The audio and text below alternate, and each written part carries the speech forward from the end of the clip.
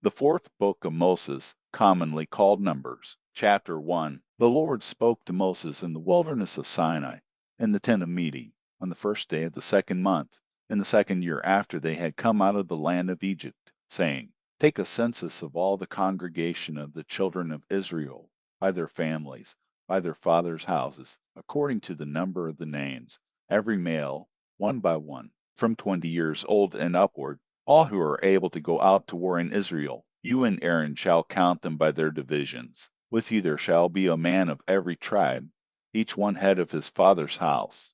These are the names of the men who shall stand with you: of Reuben, Elizur the son of Shedeur; of Simon, Shelumiel the son of Zurishaddai; of Judah, Nahshon the son of Amminadab; of Issachar, Nethanel the son of Zuar; of Zebulun, Eliab the son of Helon; of the children of Joseph; of Ephraim, Elishama the son of Ammihud; of Manasseh, Gamaliel the son of Pedazur; of Benjamin, Abidan the son of Gideoni; of Dan, Ahiezer the son of Ammishaddai; of Asher, Pagiel the son of Ochran; of Gad, Eliasaph the son of Deuel; of Naphtali, Ahira the son of Enan. These are those who were called of the congregation, the princes of the tribes of their fathers. They were the heads of the thousands of Israel. Moses and Aaron took these men who are mentioned by name. They assembled all the congregation together on the first day of the second month, and they declared their ancestry by their families, by their fathers' houses, according to the number of the names,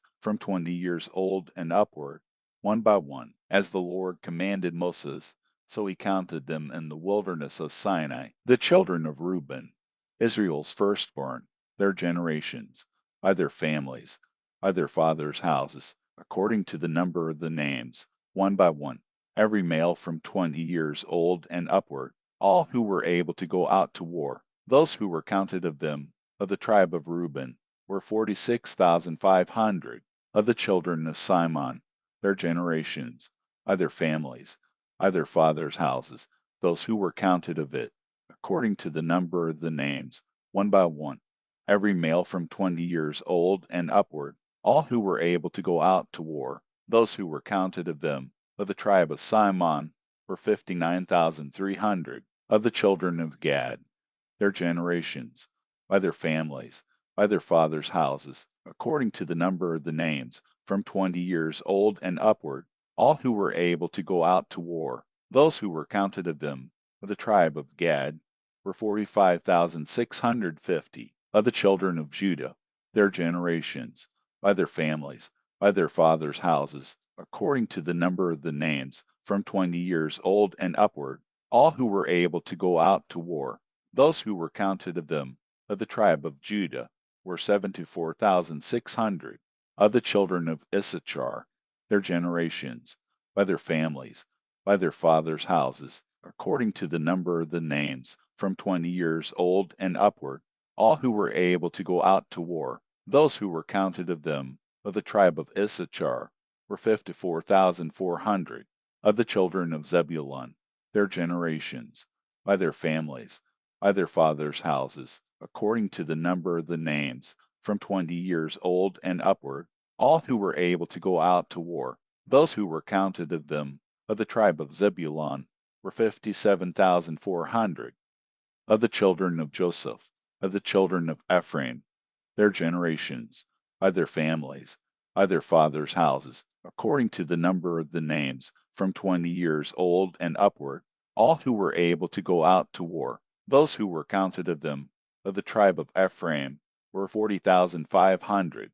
Of the children of Manasseh, their generations, by their families, by their fathers' houses, according to the number of the names, from 20 years old and upward, all who were able to go out to war. Those who were counted of them, of the tribe of Manasseh, were 32,200. Of the children of Benjamin, their generations, by their families, by their fathers' houses, according to the number of the names, from 20 years old and upward, all who were able to go out to war. Those who were counted of them, of the tribe of Benjamin, were 35,400. Of the children of Dan, their generations, by their families, by their fathers' houses, according to the number of the names, from 20 years old and upward, all who were able to go out to war.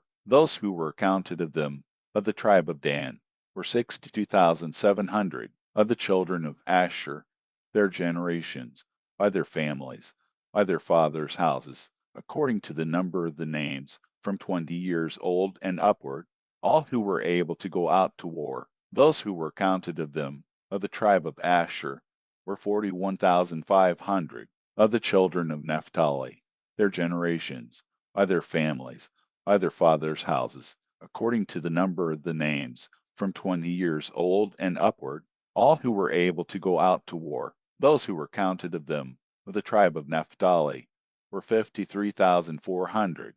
These are those who were counted, whom Moses and Aaron counted, and the 12 men who were princes of Israel, each one for his father's house. So all those who were counted of the children of Israel by their fathers' houses, from 20 years old and upward, all who were able to go out to war in Israel, all those who were counted were 603,550. But the Levites after the tribe of their fathers were not counted among them. For the Lord spoke to Moses, saying, Only the tribe of Levi you shall not count, neither shall you take a census of them among the children of Israel, but appoint the Levites over the tabernacle of the testimony, and over all its furnishings, and over all that belongs to it. They shall carry the tabernacle and all its furnishings, and they shall take care of it, and shall encamp around it. When the tabernacle is to move, the Levites shall take it down, and when the tabernacle is to be set up, the Levites shall set it up. This stranger who comes near shall be put to death. The children of Israel shall pitch their tents, every man by his own camp, and every man by his own standard, according to their divisions. But the Levites shall encamp around the tabernacle of the testimony, that there may be no wrath on the congregation of the children of Israel. The Levites shall be responsible for the tabernacle of the testimony. Thus the children of Israel did, according to all that the Lord commanded Moses, so they did. Numbers chapter 2. The Lord spoke to Moses and to Aaron, saying, The children of Israel shall encamp every man by his own standard, with the banners of their fathers' houses. They shall encamp around the tent of meeting at a distance from it. Those who encamp on the east side toward the sunrise shall be the standard of the camp of Judah, according to their divisions. The prince of the children of Judah shall be Nahshon the son of Amminadab. His division, and those who were counted of them, were 74,600. Those who encamp next to him shall be the tribe of Issachar. The prince of the children of Issachar shall be Nethanel the son of Zuar. His division, and those who were counted of it, were 54,400. The tribe of Zebulun, the prince of the children of Zebulun shall be Elab the son of Helon. His division, and those who were counted of it, were 57,400. All who were counted of the camp of Judah were 186,400, according to their divisions. They shall set out first. On the south side shall be the standard of the camp of Reuben according to their divisions. The prince of the children of Reuben shall be Elizur the son of Shedeur. His division, and those who were counted of it, were 46,500. Those who encamp next to him shall be the tribe of Simon. The prince of the children of Simon shall be Shelumiel the son of Zurishaddai. His division, and those who were counted of them, were 59,300. The tribe of Gad, the prince of the children of Gad shall be Elisaph the son of Reuel. His division, and those who were counted of them, were 45,650. All who were counted of the camp of Reuben were 151,450, according to their armies. They shall set out second. Then the tent of meeting shall set out, with the camp of the Levites in the middle of the camps. As they encamp, so shall they set out, every man in his place, by their standards. On the west side shall be the standard of the camp of Ephraim according to their divisions. The prince of the children of Ephraim shall be Elishama the son of Ammihud. His division, and those who were counted of them, were 40,500. Next to him shall be the tribe of Manasseh. The prince of the children of Manasseh shall be Gamaliel the son of Pedazur. His division, and those who were counted of them, were 32,200. The tribe of Benjamin, the prince of the children of Benjamin shall be Abidan the son of Gideoni. His army, and those who were counted of them,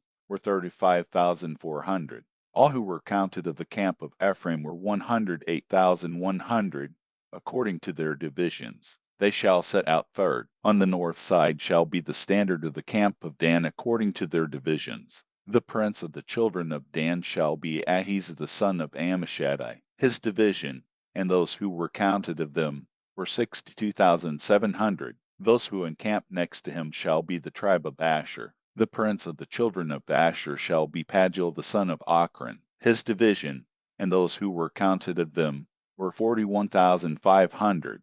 The tribe of Naphtali, the prince of the children of Naphtali shall be Ahir the son of Enan. His division, and those who were counted of them, were 53,400. All who were counted of the camp of Dan were 157,600. They shall set out last by their standards. These are those who were counted of the children of Israel by their fathers' houses. All who were counted of the camps according to their armies were 603,550. But the Levites were not counted among the children of Israel, as the Lord commanded Moses. Thus the children of Israel did, according to all that the Lord commanded Moses.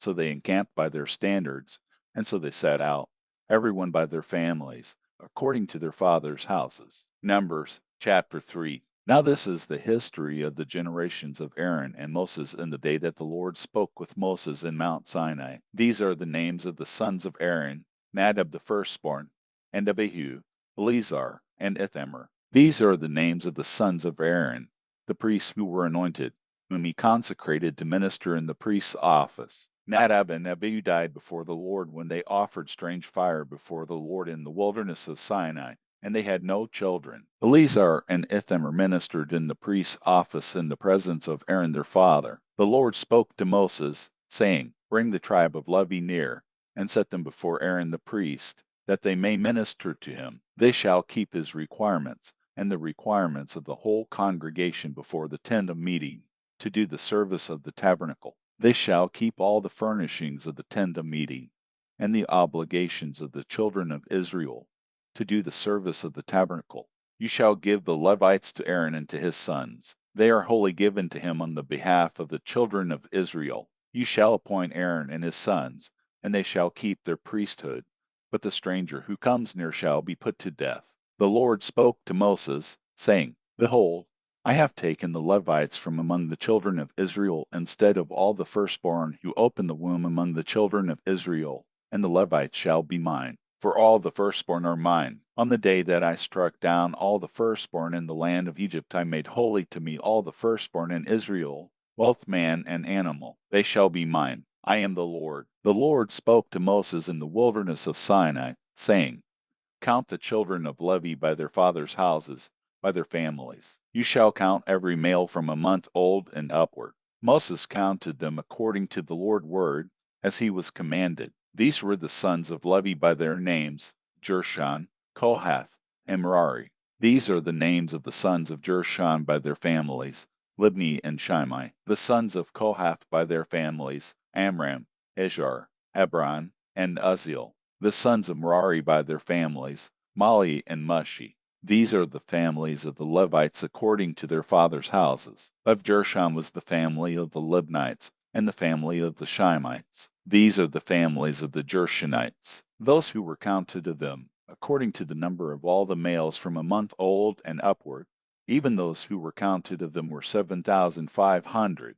The families of the Gershonites shall encamp behind the tabernacle westward. Eliasaph the son of Lael shall be the prince of the father's house of the Gershonites. The duty of the sons of Gershon in the tent of meeting shall be the tabernacle, the tent, its covering, the screen for the door of the tent of meeting, the hangings of the court, the screen for the door of the court which is by the tabernacle and around the altar, and its cords for all of its service. Of Kohath was the family of the Amramites, the family of the Isharites, the family of the Hebronites, and the family of the Uzzielites. These are the families of the Kohathites. According to the number of all the males from a month old and upward, there were 8,600 keeping the requirements of the sanctuary. The families of the sons of Kohath shall encamp on the south side of the tabernacle. The prince of the father's house of the families of the Kohathites shall be Elizaphan the son of Uzziel. Their duty shall be the ark, the table, the lampstand, the altars, the vessels of the sanctuary with which they minister, the screen, and all its service. Eleazar the son of Aaron the priest shall be prince of the princes of the Levites, with the oversight of those who keep the requirements of the sanctuary. Of Merari was the family of the Mahlites and the family of the Mushites. These are the families of Merari. Those who were counted of them, according to the number of all the males from a month old and upward, were 6,200. The prince of the father's house of the families of Merari was Zuriel the son of Abihail. They shall encamp on the north side of the tabernacle. The appointed duty of the sons of Merari shall be the tabernacle's boards, its bars, its pillars, its sockets, all its instruments, all its service, the pillars of the court around it, their sockets, their pins, and their cords. Those who encamp before the tabernacle eastward, in front of the tent of meeting toward the sunrise, shall be Moses, with Aaron and his sons, keeping the requirements of the sanctuary for the duty of the children of Israel. The outsider who comes near shall be put to death. All who were counted of the Levites, and Moses and Aaron counted at the commandment of the Lord, by their families, all the males from a month old and upward, were 22,000. The Lord said to Moses, Count all the firstborn males of the children of Israel from a month old and upward, and take the number of their names. You shall take the Levites for me, I am the Lord, instead of all the firstborn among the children of Israel, and the livestock of the Levites instead of all the firstborn among the livestock of the children of Israel. Moses counted, as the Lord commanded him, all the firstborn among the children of Israel, all the firstborn males according to the number of names from a month old and upward, of those who were counted of them, were 22,273. The Lord spoke to Moses, saying, Take the Levites instead of all the firstborn among the children of Israel, and the livestock of the Levites instead of their livestock, and the Levites shall be mine. I am the Lord, for the redemption of the 273 of the firstborn of the children of Israel, who exceed the number of the Levites. You shall take 5 shekels apiece for each one. According to the shekel of the sanctuary you shall take them. The shekel is 20 gerahs. And you shall give the money, with which their remainder is redeemed, to Aaron and to his sons. Moses took the redemption money from those who exceeded the number of those who were redeemed by the Levites. From the firstborn of the children of Israel he took the money, 1,365 shekels, according to the shekel of the sanctuary. And Moses gave the redemption money to Aaron and to his sons, according to the Lord's word, as the Lord commanded Moses. Numbers chapter 4. The Lord spoke to Moses and to Aaron, saying, Take a census of the sons of Kohath from among the sons of Levi, by their families, by their fathers' houses, from 30 years old and upward even until 50 years old, all who enter into the service to do the work in the tent of meeting. This is the service of the sons of Kohath in the tent of meeting, regarding the most holy things. When the camp moves forward, Aaron shall go in with his sons, and they shall take down the veil of the screen, cover the ark of the testimony with it, put a covering of sealskin on it, spread a blue cloth over it, and put in its poles. On the table of showbread they shall spread a blue cloth, and put on it the dishes, the spoons, the bowls, and the cups with which to pour out, and the continual bread shall be on it. They shall spread on them a scarlet cloth, and cover it with a covering of sealskin, and shall put in its poles. They shall take a blue cloth and cover the lampstand of the light, its lamps, its snuffers, its snuff dishes, and all its oil vessels, with which they minister to it. They shall put it and all its vessels within a covering of sealskin, and shall put it on the frame. On the golden altar they shall spread a blue cloth, and cover it with a covering of sealskin, and shall put in its poles. They shall take all the vessels of ministry with which they minister in the sanctuary, and put them in a blue cloth, cover them with a covering of sealskin, and shall put them on the frame. They shall take away the ashes from the altar, and spread a purple cloth on it. They shall put on it all its vessels with which they minister about it, the fire pans, the meat hooks, the shovels, and the basins, all the vessels of the altar, and they shall spread on it a covering of sealskin, and put in its poles. When Aaron and his sons have finished covering the sanctuary and all the furniture of the sanctuary, as the camp moves forward, after that, the sons of Kohath shall come to carry it, but they shall not touch the sanctuary, lest they die. The sons of Kohath shall carry these things belonging to the tent of meeting. The duty of Eleazar the son of Aaron the priest shall be the oil for the light, the sweet incense, the continual meal offering, and then anointing oil, the requirements of all the tabernacle, and of all that is in it, the sanctuary, and its furnishings. The Lord spoke to Moses and to Aaron, saying, Don't cut off the tribe of the families of the Kohathites from among the Levites, but do this to them, that they may live, and not die. When they approach the most holy things, Aaron and his sons shall go in and appoint every one to his service and to his burden, but they shall not go in to see the sanctuary even for a moment, lest they die. The Lord spoke to Moses, saying, Take a census of the sons of Gershon also, by their fathers' houses, by their families. You shall count them from 30 years old and upward until 50 years old, all who enter into wait on the service, to do the work in the tent of meeting. This is the service of the families of the Gershonites, in serving and in bearing burdens. They shall carry the curtains of the tabernacle and the tent of meeting, its covering, the covering of sealskin that is on it, the screen for the door of the tent of meeting, the hangings of the court, the screen for the door of the gate of the court which is by the tabernacle and around the altar, their cords, and all the instruments of their service, and whatever shall be done with them. They shall serve in there. At the commandment of Aaron and his sons shall be all the service of the sons of the Gershonites, and all their burden and in all their service, and you shall appoint their duty to them in all their responsibilities. This is the service of the families of the sons of the Gershonites in the tent of meeting. Their duty shall be under the hand of Ithamar the son of Aaron the priest. As for the sons of Merari, you shall count them by their families, by their fathers' houses. You shall count them from 30 years old and upward even to 50 years old, every one who enters on the service, to do the work of the tent of meeting. This is the duty of their burden, according to all their service in the tent of meeting, the tabernacle's boards, its bars, its pillars, its sockets, the pillars of the court around it, their sockets, their pens, their cords, with all their instruments, and with all their service. You shall appoint the instruments of the duty of their burden to them by name. This is the service of the families of the sons of Merari, according to all their service in the tent of meeting, under the hand of Ithamar the son of Aaron the priest.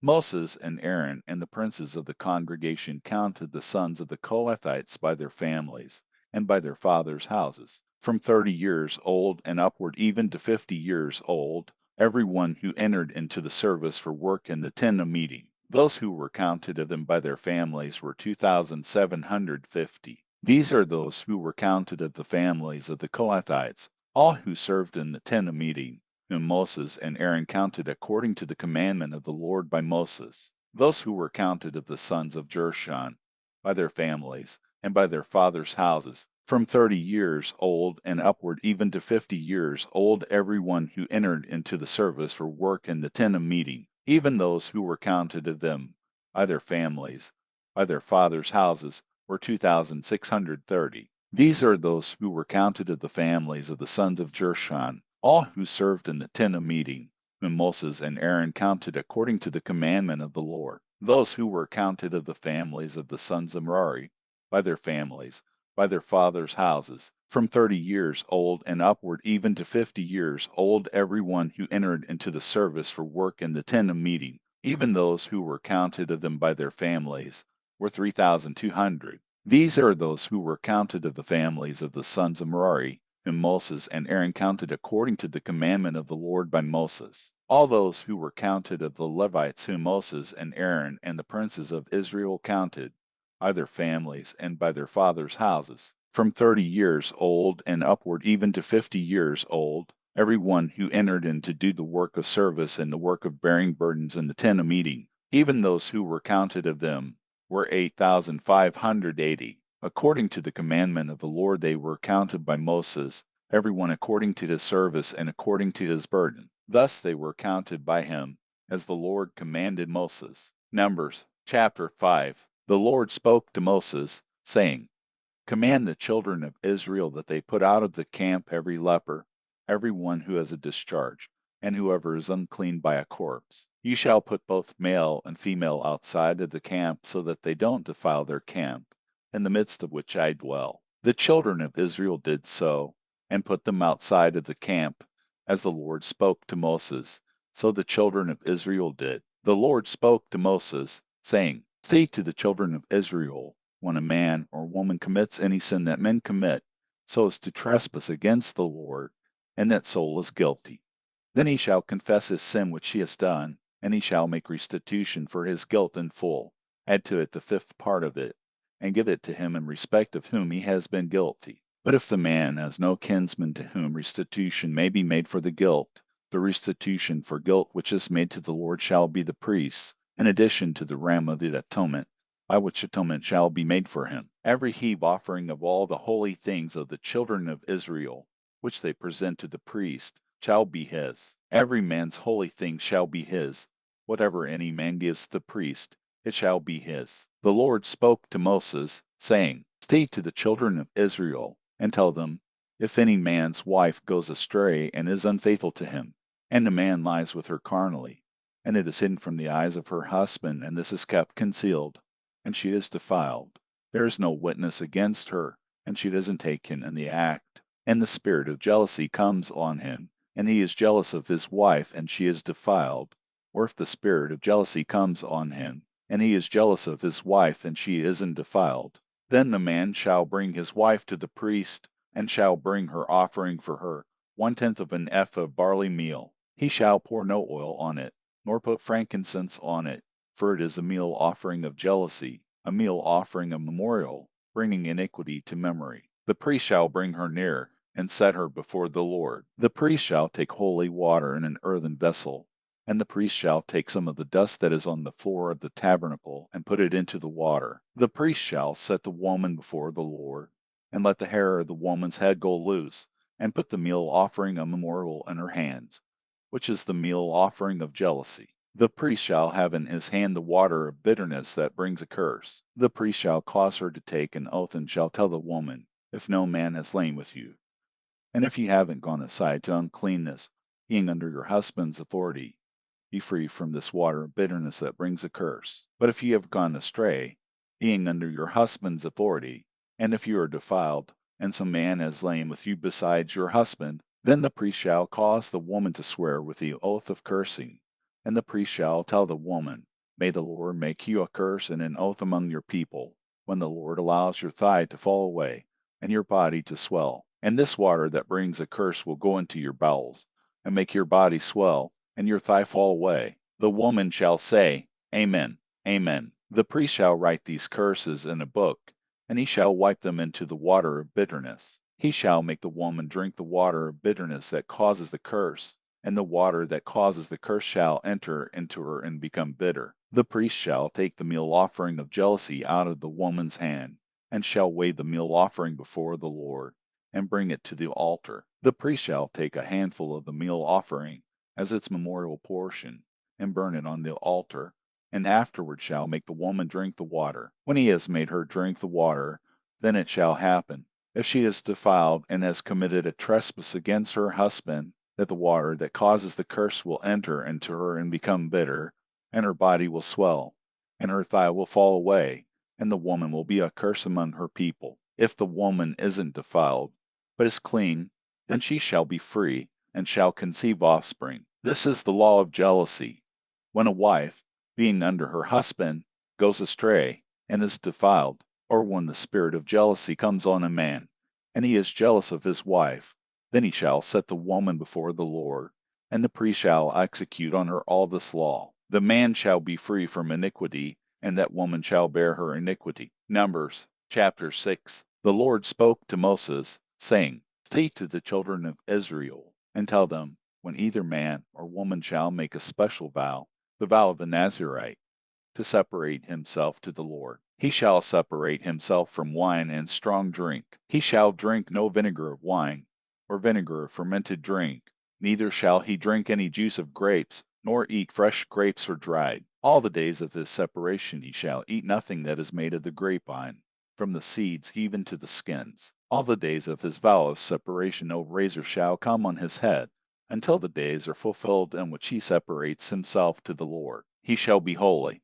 He shall let the locks of the hair of his head grow long. All the days that he separates himself to the Lord he shall not go near a dead body. He shall not make himself unclean for his father, or for his mother, for his brother, or for his sister, when they die, because his separation to God is on his head. All the days of his separation he is holy to the Lord. If any man dies very suddenly beside him, and he defiles the head of his separation, then he shall shave his head in the day of his cleansing. On the 7th day he shall shave it. On the 8th day he shall bring 2 turtle doves or 2 young pigeons to the priest, to the door of the tent of meeting. The priest shall offer one for a sin offering, and the other for a burnt offering, and make atonement for him, because he sinned by reason of the dead, and shall make his head holy that same day. He shall separate to the Lord the days of his separation, and shall bring a male lamb a year old for a trespass offering, but the former day shall be void, because his separation was defiled.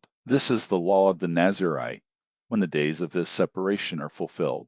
He shall be brought to the door of the tent of meeting, and he shall offer his offering to the Lord, one male lamb a year old without defect for a burnt offering, one ewe lamb a year old without defect for a sin offering, one ram without defect for peace offerings, a basket of unleavened bread, cakes of fine flour mixed with oil, and unleavened wafers anointed with oil with their meal offering and their drink offerings. The priest shall present them before the Lord, and shall offer his sin offering and his burnt offering. He shall offer the ram for a sacrifice of peace offerings to the Lord, with the basket of unleavened bread. The priest shall offer also its meal offering and its drink offering. The Nazirite shall shave the head of his separation at the door of the tent of meeting.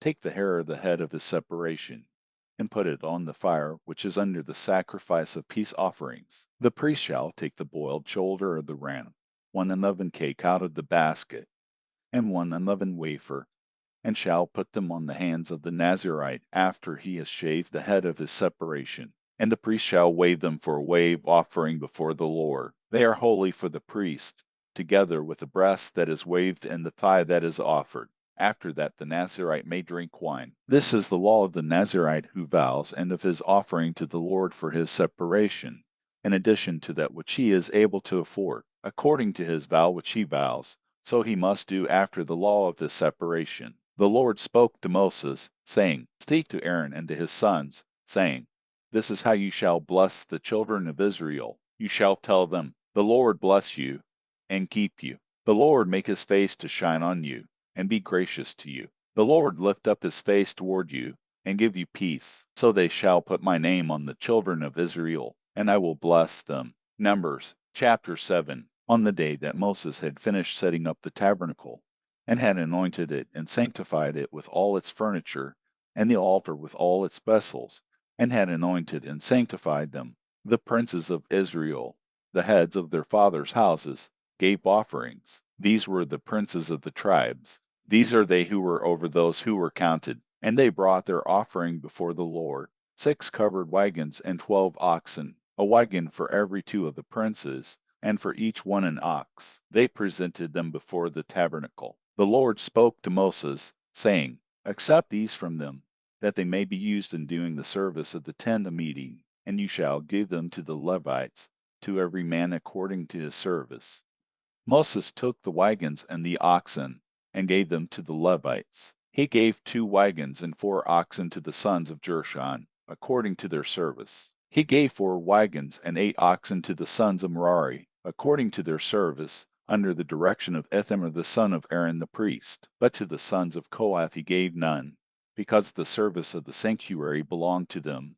They carried it on their shoulders. The princes gave offerings for the dedication of the altar in the day that it was anointed. The princes gave their offerings before the altar. The Lord said to Moses, They shall offer their offering, each prince on his day, for the dedication of the altar. He who offered his offering the first day was Nahshon the son of Amminadab, of the tribe of Judah, and his offering was 1 silver platter, the weight of which was 130 shekels, 1 silver bowl of 70 shekels, according to the shekel of the sanctuary, both of them full of fine flour mixed with oil for a meal offering, 1 golden ladle of 10 shekels, full of incense, 1 young bull, 1 ram, 1 male lamb a year old, for a burnt offering, 1 male goat for a sin offering, and for the sacrifice of peace offerings, 2 head of cattle, 5 rams, 5 male goats, and 5 male lambs a year old. This was the offering of Nahshon the son of Amminadab.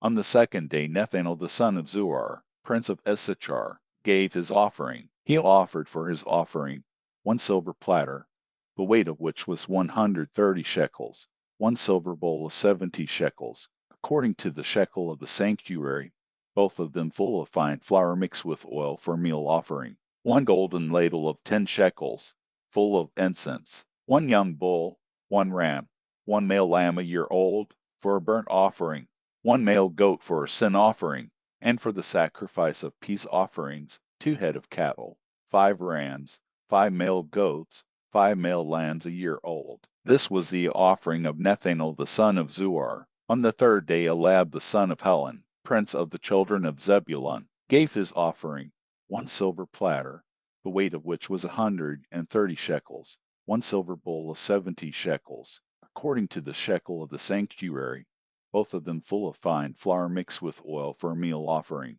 1 golden ladle of 10 shekels, full of incense, 1 young bull, 1 ram, 1 male lamb a year old, for a burnt offering, 1 male goat for a sin offering, and for the sacrifice of peace offerings, 2 head of cattle, 5 rams, 5 male goats, and 5 male lambs a year old. This was the offering of Eliab the son of Helon. On the fourth day Elizur the son of Shedeur, prince of the children of Reuben, gave his offering, 1 silver platter, the weight of which was 130 shekels, 1 silver bowl of 70 shekels, according to the shekel of the sanctuary, both of them full of fine flour mixed with oil for meal offering, 1 golden ladle of 10 shekels, full of incense, 1 young bull, 1 ram, 1 male lamb a year old, for a burnt offering, 1 male goat for a sin offering, and for the sacrifice of peace offerings, 2 head of cattle, 5 rams, 5 male goats, and 5 male lambs a year old. This was the offering of Elizur the son of Shedeur. On the fifth day Shelomiel the son of Zurishaddai, prince of the children of Simon, gave his offering, 1 silver platter, the weight of which was 130 shekels, 1 silver bowl of 70 shekels, according to the shekel of the sanctuary, both of them full of fine flour mixed with oil for a meal offering, 1 golden ladle of 10 shekels, full of incense, 1 young bull, 1 ram, 1 male lamb a year old, for a burnt offering, 1 male goat for a sin offering, and for the sacrifice of peace offerings, 2 head of cattle, 5 rams, 5 male goats, and 5 male lambs a year old. This was the offering of Shelomiel the son of Zurishaddai. On the sixth day, Elisaph the son of Deuel, prince of the children of Gad, gave his offering, 1 silver platter, the weight of which was 130 shekels, 1 silver bowl of 70 shekels, according to the shekel of the sanctuary, both of them full of fine flour mixed with oil for a meal offering, 1 golden ladle of 10 shekels, full of incense, 1 young bull, 1 ram, 1 male lamb a year old, for a burnt offering, 1 male goat for a sin offering, and for the sacrifice of peace offerings, 2 head of cattle, 5 rams, 5 male goats, and 5 male lambs a year old. This was the offering of Elisaph the son of Deuel. On the seventh day Elishama the son of Ammihud, prince of the children of Ephraim, gave his offering, 1 silver platter, the weight of which was 130 shekels, 1 silver bowl of 70 shekels, according to the shekel of the sanctuary, both of them full of fine flour mixed with oil for a meal offering, 1 golden ladle of 10 shekels, full of incense, 1 young bull, 1 ram, 1 male lamb a year old, for a burnt offering, 1 male goat for a sin offering, and for the sacrifice of peace offerings, 2 head of cattle, 5 rams, 5 male goats, and 5 male lambs a year old. This was the offering of Elishama the son of Ammihud. On the eighth day Gamaliel the son of Pedazur, prince of the children of Manasseh, gave his offering, 1 silver platter, the weight of which was 130 shekels, 1 silver bowl of 70 shekels, according to the shekel of the sanctuary, both of them full of fine flour mixed with oil for a meal offering, 1 golden ladle of 10 shekels, full of incense, 1 young bull, 1 ram, 1 male lamb a year old, for a burnt offering, 1 male goat for a sin offering, and for the sacrifice of peace offerings, 2 head of cattle, 5 rams, 5 male goats, and 5 male lambs a year old. This was the offering of Gamaliel the son of Pedazur. On the 9th day Abidan the son of Gideoni, prince of the children of Benjamin, gave his offering, 1 silver platter, the weight of which was 130 shekels, 1 silver bowl of 70 shekels, according to the shekel of the sanctuary, both of them full of fine flour mixed with oil for a meal offering, 1 golden ladle of 10 shekels, full of incense, 1 young bull, 1 ram, 1 male lamb a year old, for a burnt offering, 1 male goat for a sin offering, and for the sacrifice of peace offerings, 2 head of cattle, 5 rams, 5 male goats, and 5 male lambs a year old. This was the offering of Abidan the son of Gideoni.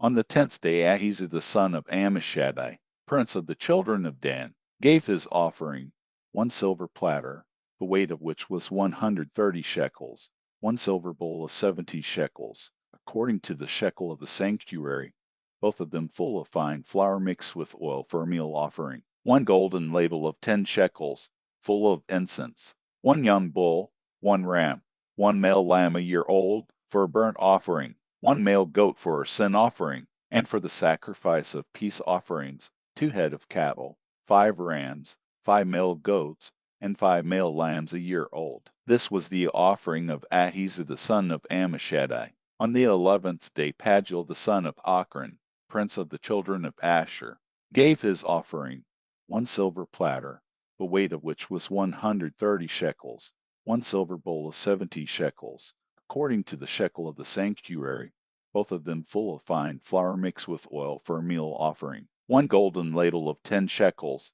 full of incense, 1 young bull, 1 ram, 1 male lamb a year old, for a burnt offering, 1 male goat for a sin offering, and for the sacrifice of peace offerings, 2 head of cattle, 5 rams, 5 male goats, and 5 male lambs a year old. This was the offering of Pagiel the son of Ochran.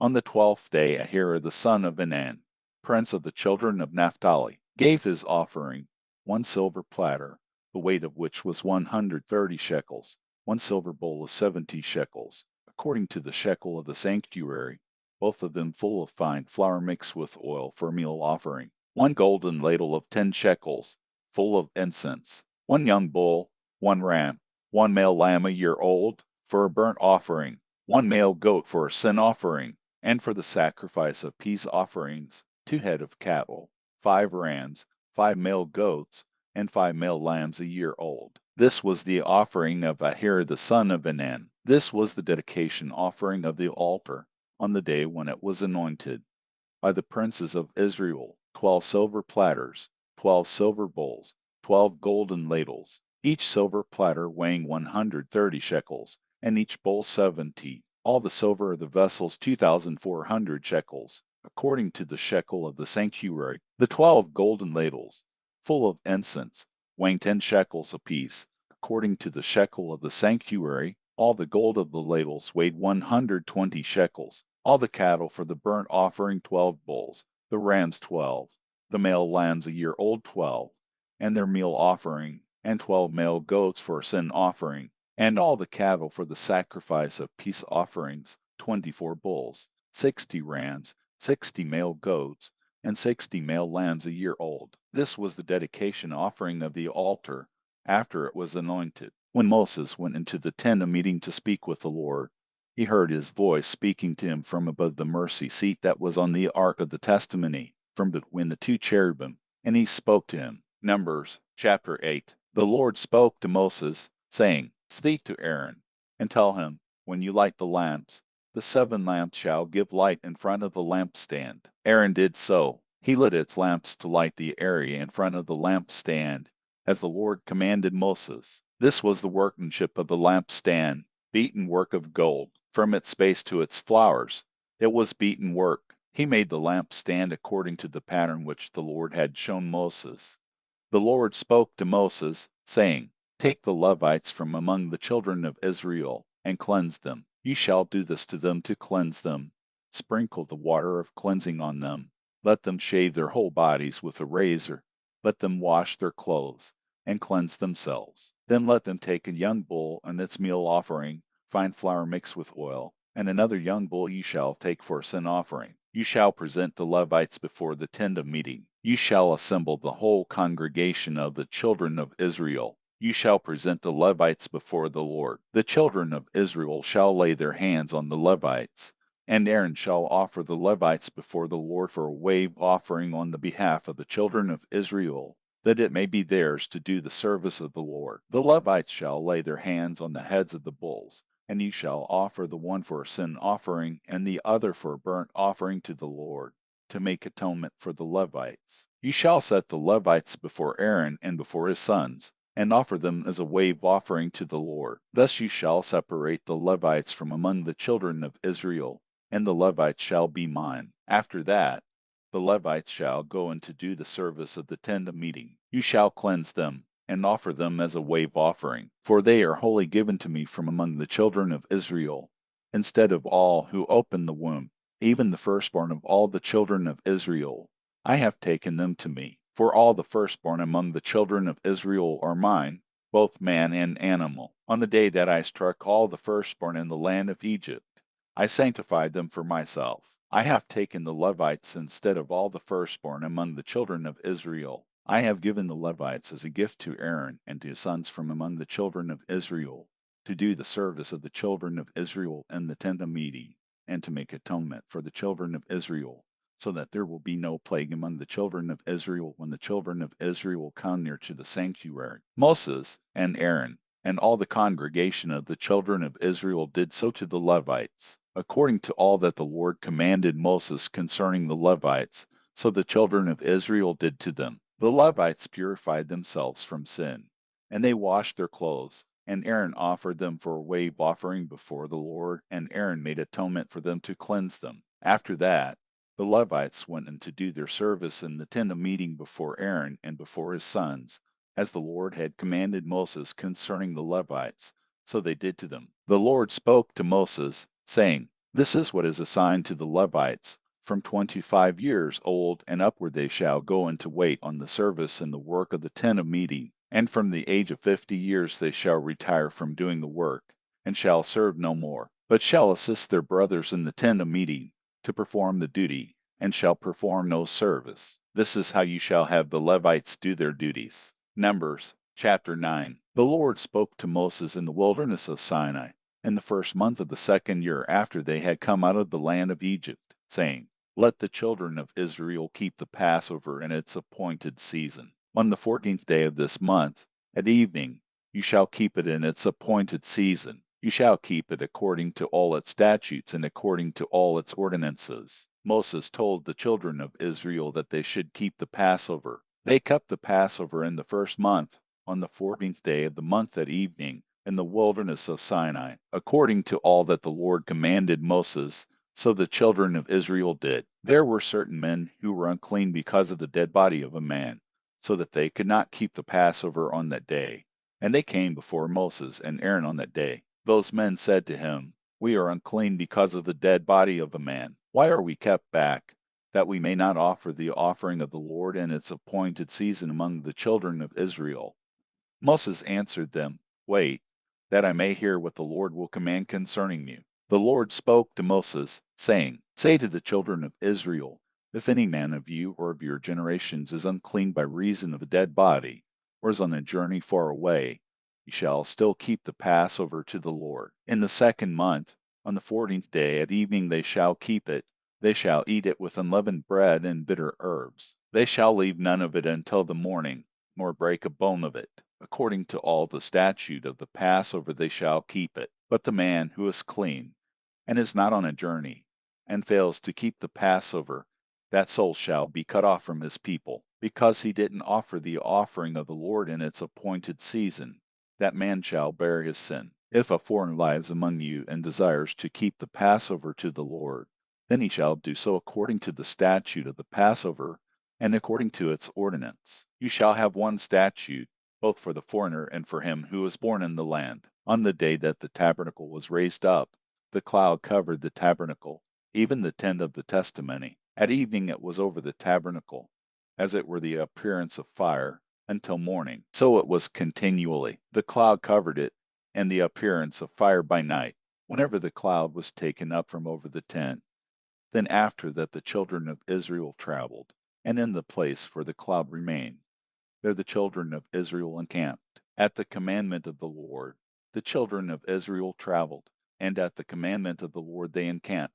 As long as the cloud remained on the tabernacle, they remained encamped. When the cloud stayed on the tabernacle many days, then the children of Israel kept the Lord's command and didn't travel. Sometimes the cloud was a few days on the tabernacle. Then, according to the commandment of the Lord, they remained encamped, and according to the commandment of the Lord, they traveled. Sometimes the cloud was from evening until morning, and when the cloud was taken up in the morning, they traveled, or by day and by night. When the cloud was taken up, they traveled, whether it was 2 days, or a month, or a year that the cloud stayed on the tabernacle, remaining on it. The children of Israel remained encamped and didn't travel, but when it was taken up, they traveled. At the commandment of the Lord they encamped, and at the commandment of the Lord they traveled. They kept the Lord's command at the commandment of the Lord by Moses. Numbers chapter 10. The Lord spoke to Moses, saying, Make 2 trumpets of silver.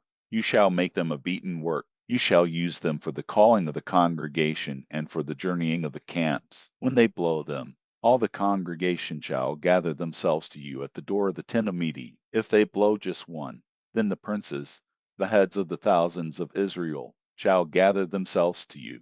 When you blow an alarm, the camps that lie on the east side shall go forward. When you blow an alarm the second time, the camps that lie on the south side shall go forward. They shall blow an alarm for their journeys. But when the assembly is to be gathered together, you shall blow, but you shall not sound an alarm. The sons of Aaron, the priests, shall blow the trumpets. This shall be to you for a statute forever throughout your generations. When you go to war in your land against the adversary who oppresses you, then you shall sound an alarm with the trumpets. Then you will be remembered before the Lord your God, and you will be safe from your enemies. Also in the day of your gladness, and in your set feasts, and in the beginnings of your months, you shall blow the trumpets over your burnt offerings, and over the sacrifices of your peace offerings, and they shall be to you for a memorial before your God. I am the Lord your God. In the second year, in the second month, on the 20th day of the month, the cloud was taken up from over the tabernacle of the covenant.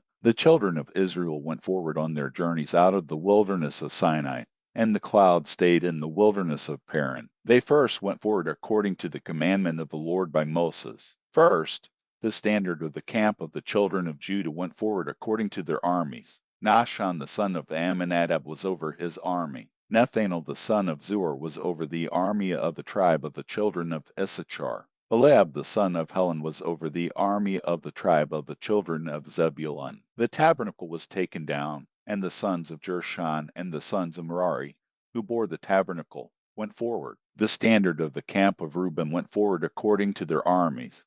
Elizur the son of Shadur was over his army. Shelomiel the son of Zurishaddai was over the army of the tribe of the children of Simon. Eliasaph the son of Deuel was over the army of the tribe of the children of Gad. The Kohathites set forward, bearing the sanctuary. The others set up the tabernacle before they arrived. The standard of the camp of the children of Ephraim set forward according to their armies. Elishama the son of Ammihud was over his army. Gamaliel the son of Pedazur was over the army of the tribe of the children of Manasseh. Abidan the son of Gideoni was over the army of the tribe of the children of Benjamin. The standard of the camp of the children of Dan, which was the rear guard of all the camps, set forward according to their armies. Ahiezer the son of Ammishaddai was over his army. Pagiel the son of Achran was over the army of the tribe of the children of Asher. Ahira the son of Enan was over the army of the tribe of the children of Naphtali. Thus were the travels of the children of Israel according to their armies, and they went forward. Moses said to Hobab, the son of Reuel the Midianite, Moses' father-in-law, we are journeying to the place of which the Lord said, I will give it to you. Come with us, and we will treat you well, for the Lord has spoken good concerning Israel. He said to him, I will not go, but I will depart to my own land and to my relatives. Moses said, Don't leave us, please, because you know how we are to encamp in the wilderness, and you can be our eyes. It shall be, if you go with us, yes, it shall be that whatever good the Lord does to us, we will do the same to you. They set forward from the mount of the Lord 3 days' journey. The ark of the Lord covenant went before them 3 days' journey to seek out a resting place for them. The cloud of the Lord was over them by day when they set forward from the camp. When the ark went forward, Moses said, Rise up, Lord, and let your enemies be scattered. Let those who hate you flee before you. When it rested, he said, Return, Lord, to the 10,000s of the thousands of Israel. Numbers chapter 11. The people were complaining in the ears of the Lord. When the Lord heard it, his anger burned, and the Lord fire burned among them, and consumed some of the outskirts of the camp. The people cried to Moses, and Moses prayed to the Lord, and the fire abated. The name of that place was called Taberah, because the Lord fire burned among them. The mixed multitude that was among them lusted exceedingly, and the children of Israel also wept again, and said, Who will give us meat to eat? We remember the fish, which we ate in Egypt for nothing, the cucumbers, and the melons, and the leeks, and the onions, and the garlic, but now we have lost our appetite. There is nothing at all except this manna to look at. The manna was like coriander seed, and it looked like bdellium. The people went around, gathered it, and ground it in mills, or beat it in mortars, and boiled it in pots, and made cakes of it. Its taste was like the taste of fresh oil. When the dew fell on the camp in the night, the manna fell on it. Moses heard the people weeping throughout their families, every man at the door of his tent, and the Lord's anger burned greatly, and Moses was displeased. Moses said to the Lord, Why have you treated your servant so badly? Why haven't I found favor in your sight, that you laid the burden of all this people on me? Have I conceived all this people? Have I brought them out, that you should tell me, Carry them in your bosom, as a nurse carries a nursing infant, to the land which you swore to their fathers? Where could I get meat to give all these people? For they weep before me, saying, Give us meat, that we may eat. I am not able to bear all this people alone, because it is too heavy for me. If you treat me this way, please kill me right now, if I have found favor in your sight, and don't let me see my wretchedness. The Lord said to Moses, Gather to me 70 men of the elders of Israel, whom you know to be the elders of the people and officers over them, and bring them to the tent of meeting, that they may stand there with you. I will come down and talk with you there. I will take of the Spirit which is on you, and will put it on them, and they shall bear the burden of the people with you, that you don't bear it yourself alone. Say to the people, Sanctify yourselves in preparation for tomorrow, and you will eat meat, for you have wept in the ears of the Lord, saying, Who will give us meat to eat? For it was well with us in Egypt. Therefore the Lord will give you meat, and you will eat. You will not eat just 1 day, or 2 days, or 5 days, or 10 days, or 20 days, but a whole month, until it comes out at your nostrils, and it is loathsome to you, because you have rejected the Lord who is among you, and have wept before him, saying, Why did we come out of Egypt? Moses said, The people, among whom I am, are 600,000 men on foot, and ye have said, I will give them meat, that they may eat a whole month. Shall flocks and herds be slaughtered for them, to be sufficient for them? Shall all the fish of the sea be gathered together for them, to be sufficient for them? The Lord said to Moses, Has the Lord's hand grown short? Now you will see whether my word will happen to you or not. Moses went out and told the people the Lord's words, and he gathered 70 men of the elders of the people, and set them around the tent. The Lord came down in the cloud, and spoke to him, and took of the Spirit that was on him, and put it on the 70 elders. When the Spirit rested on them, they prophesied, but they did so no more. But 2 men remained in the camp. The name of one was Eldad, and the name of the other Medad, and the Spirit rested on them. They were of those who were written, but had not gone out to the tent, and they prophesied in the camp. A young man ran and told Moses, and said, Eldad and Medad are prophesying in the camp. Joshua the son of Nun, the servant of Moses, one of his chosen men, answered, My lord Moses, forbid them. Moses said to him, Are you jealous for my sake? I wish that all the Lord people were prophets, that the Lord would put his Spirit on them. Moses went into the camp, he and the elders of Israel. A wind from the Lord went out and brought quails from the sea, and let them fall by the camp, about a day's journey on the side, and a day's journey on the other side, around the camp, and about 2 cubits above the surface of the earth. The people rose up all that day, and all of that night, and all the next day, and gathered the quails. He who gathered least gathered 10 homers, and they spread them all out for themselves around the camp, while the meat was still between their teeth, before it was chewed.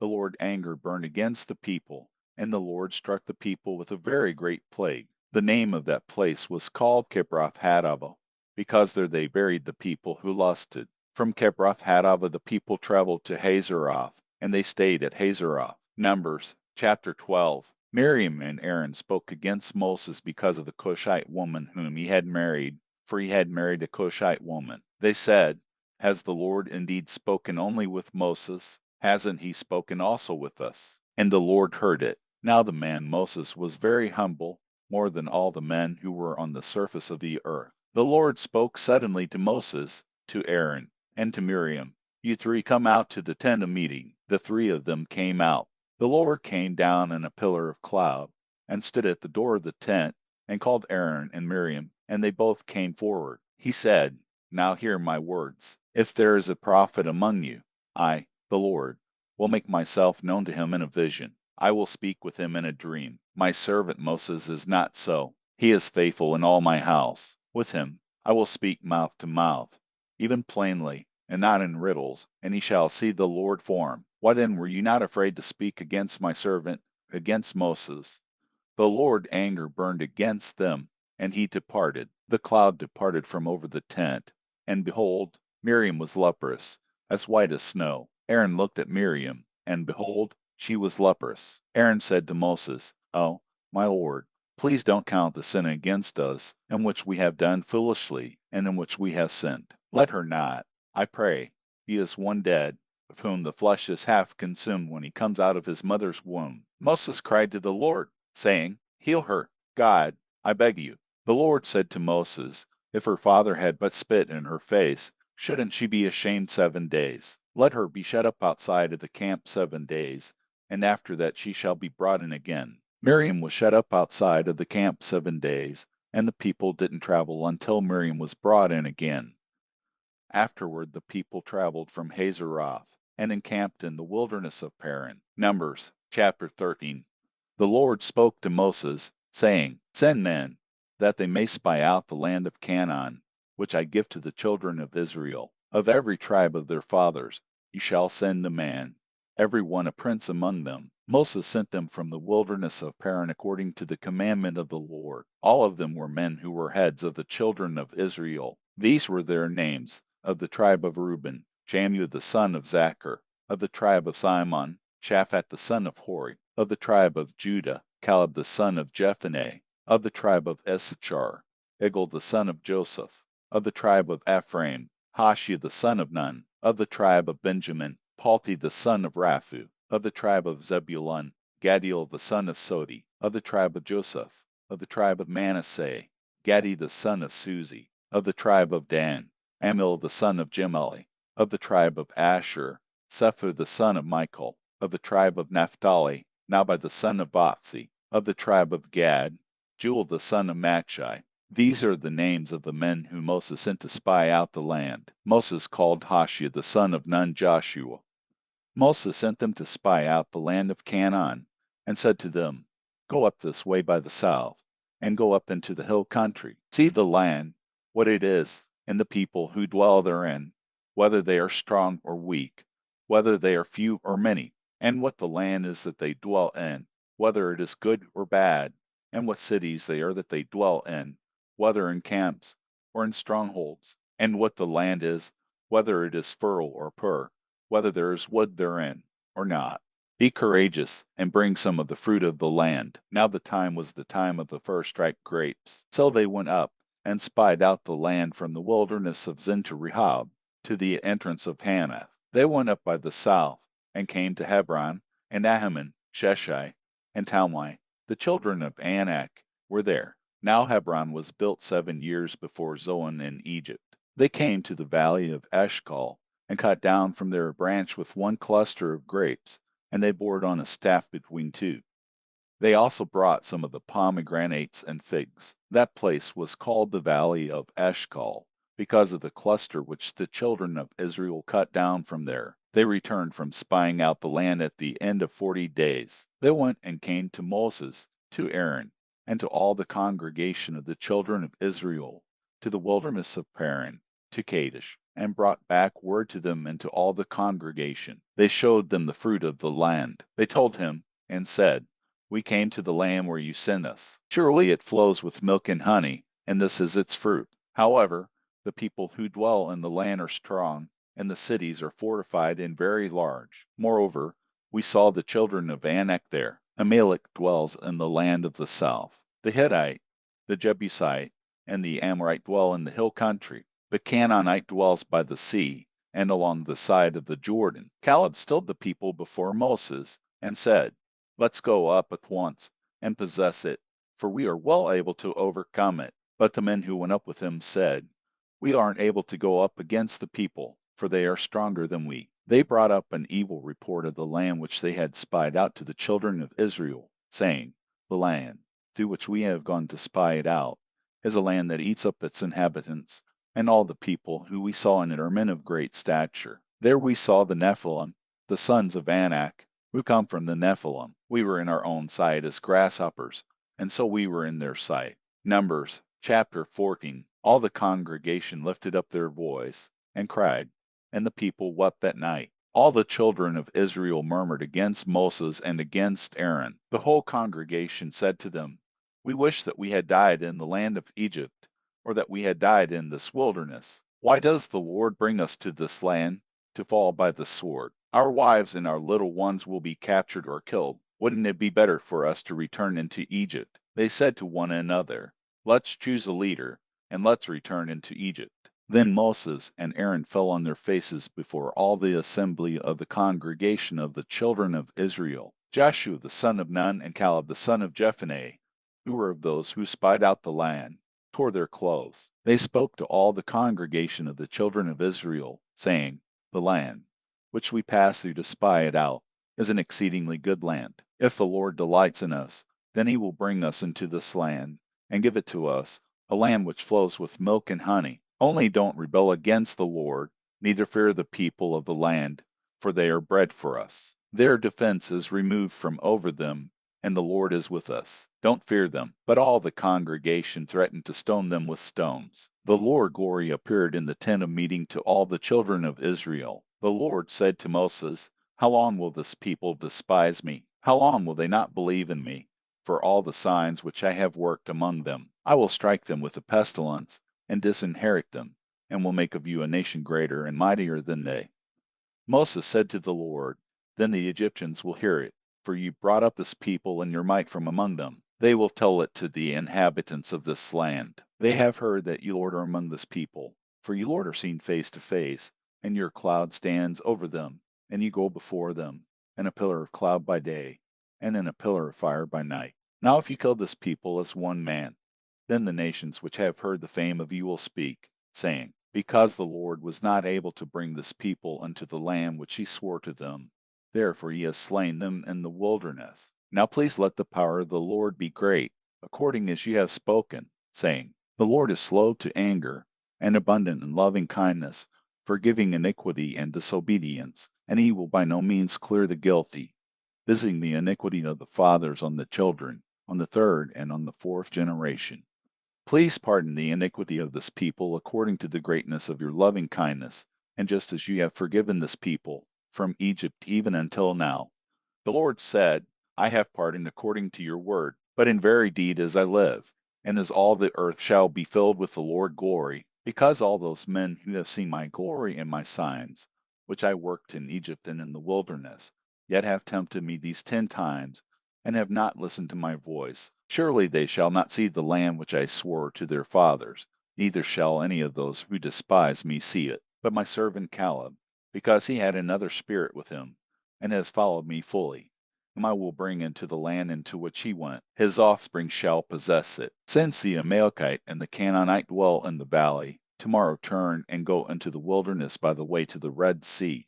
The Lord spoke to Moses and to Aaron, saying, How long shall I bear with this evil congregation that complain against me? I have heard the complaints of the children of Israel, which they complain against me. Tell them, as I live, says the Lord, surely as you have spoken in my ears, so I will do to you. Your dead body shall fall in this wilderness, and all who were counted of you, according to your whole number, from 20 years old and upward, who have complained against me. Surely you shall not come into the land concerning which I swore that I would make you dwell therein, except Caleb the son of Jephunneh, and Joshua the son of Nun. But I will bring in your little ones that you said should be captured or killed, and they shall know the land which ye have rejected. But as for you, your dead bodies shall fall in this wilderness. Your children shall be wanderers in the wilderness 40 years, and shall bear your prostitution, until your dead bodies are consumed in the wilderness, after the number of the days in which you spied out the land, even 40 days, for every day a year. You will bear your iniquities, even 40 years, and you will know my alienation. I, the Lord, have spoken. I will surely do this to all this evil congregation who are gathered together against me. In this wilderness they shall be consumed, and there they shall die. The men whom Moses sent to spy out the land, who returned and made all the congregation to murmur against him by bringing up an evil report against the land, even those men who brought up an evil report of the land, died by the plague before the Lord. But Joshua the son of Nun and Caleb the son of Jephunneh remained alive of those men who went to spy out the land. Moses told these words to all the children of Israel, and the people mourned greatly. They rose up early in the morning and went up to the top of the mountain, saying, Behold, we are here, and will go up to the place which the Lord has promised, for we have sinned. Moses said, Why now do you disobey the commandment of the Lord, since it shall not prosper? Don't go up, for the Lord isn't among you. That way you won't be struck down before your enemies, for there the Amalekite and the Canaanite are before you, and you will fall by the sword because you turned back from following the Lord. Therefore the Lord will not be with you. But they presumed to go up to the top of the mountain. Nevertheless, the ark of the Lord covenant and Moses didn't depart out of the camp. Then the Amalekites came down, and the Canaanites who lived in that mountain, and struck them and beat them down even to Hormah. Numbers chapter 15. The Lord spoke to Moses, saying, Speak to the children of Israel, and tell them, When ye have come into the land of your habitations, which I give to you, and will make an offering by fire to the Lord, a burnt offering, or sacrifice, to accomplish a vow, or as a freewill offering, or in your set feasts, to make a pleasant aroma to the Lord, of the herd, or the flock. Then he who offers his offering shall offer to the Lord a meal offering of 1/10 of an ephah of fine flour mixed with 1/4 of a hin of oil. You shall prepare wine for the drink offering, 1/4 of a hin, with the burnt offering or for the sacrifice, for each lamb. For a ram, you shall prepare for a meal offering 2/10 of an ephah of fine flour mixed with the third part of a hin of oil. And for the drink offering you shall offer the third part of a hin of wine, of a pleasant aroma to the Lord. When ye prepare a bull for a burnt offering or for a sacrifice, to accomplish a vow, or for peace offerings to the Lord, then he shall offer with the bull a meal offering of 3/10 of an ephah of fine flour mixed with half a hin of oil. And ye shall offer for the drink offering half a hin of wine, for an offering made by fire, of a pleasant aroma to the Lord. Thus it shall be done for each bull, for each ram, for each of the male lambs, or the young goats, according to the number that you shall prepare. So you shall do to every one according to their number. All who are native born shall do these things in this way,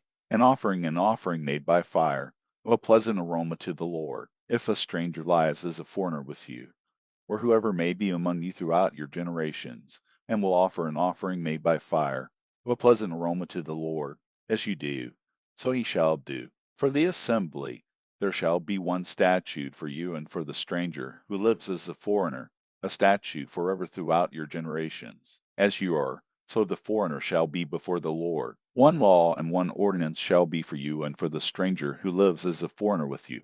The Lord spoke to Moses, saying, Speak to the children of Israel, and tell them, When you come into the land where I bring you, then it shall be that when you eat of the bread of the land, you shall offer up a wave offering to the Lord. Of the first of your dough you shall offer up a cake for a wave offering, as the wave offering of the threshing floor, so you shall heap it. Of the first of your dough you shall give to the Lord a wave offering throughout your generations. When you err, and don't observe all these commandments which the Lord has spoken to Moses, even all that the Lord has commanded you by Moses, from the day that the Lord gave commandment and onward throughout your generations, then it shall be, if it was done unwittingly, without the knowledge of the congregation, that all the congregation shall offer one young bull for a burnt offering, for a pleasant aroma to the Lord, with its meal offering and its drink offering, according to the ordinance, and one male goat for a sin offering. The priest shall make atonement for all the congregation of the children of Israel,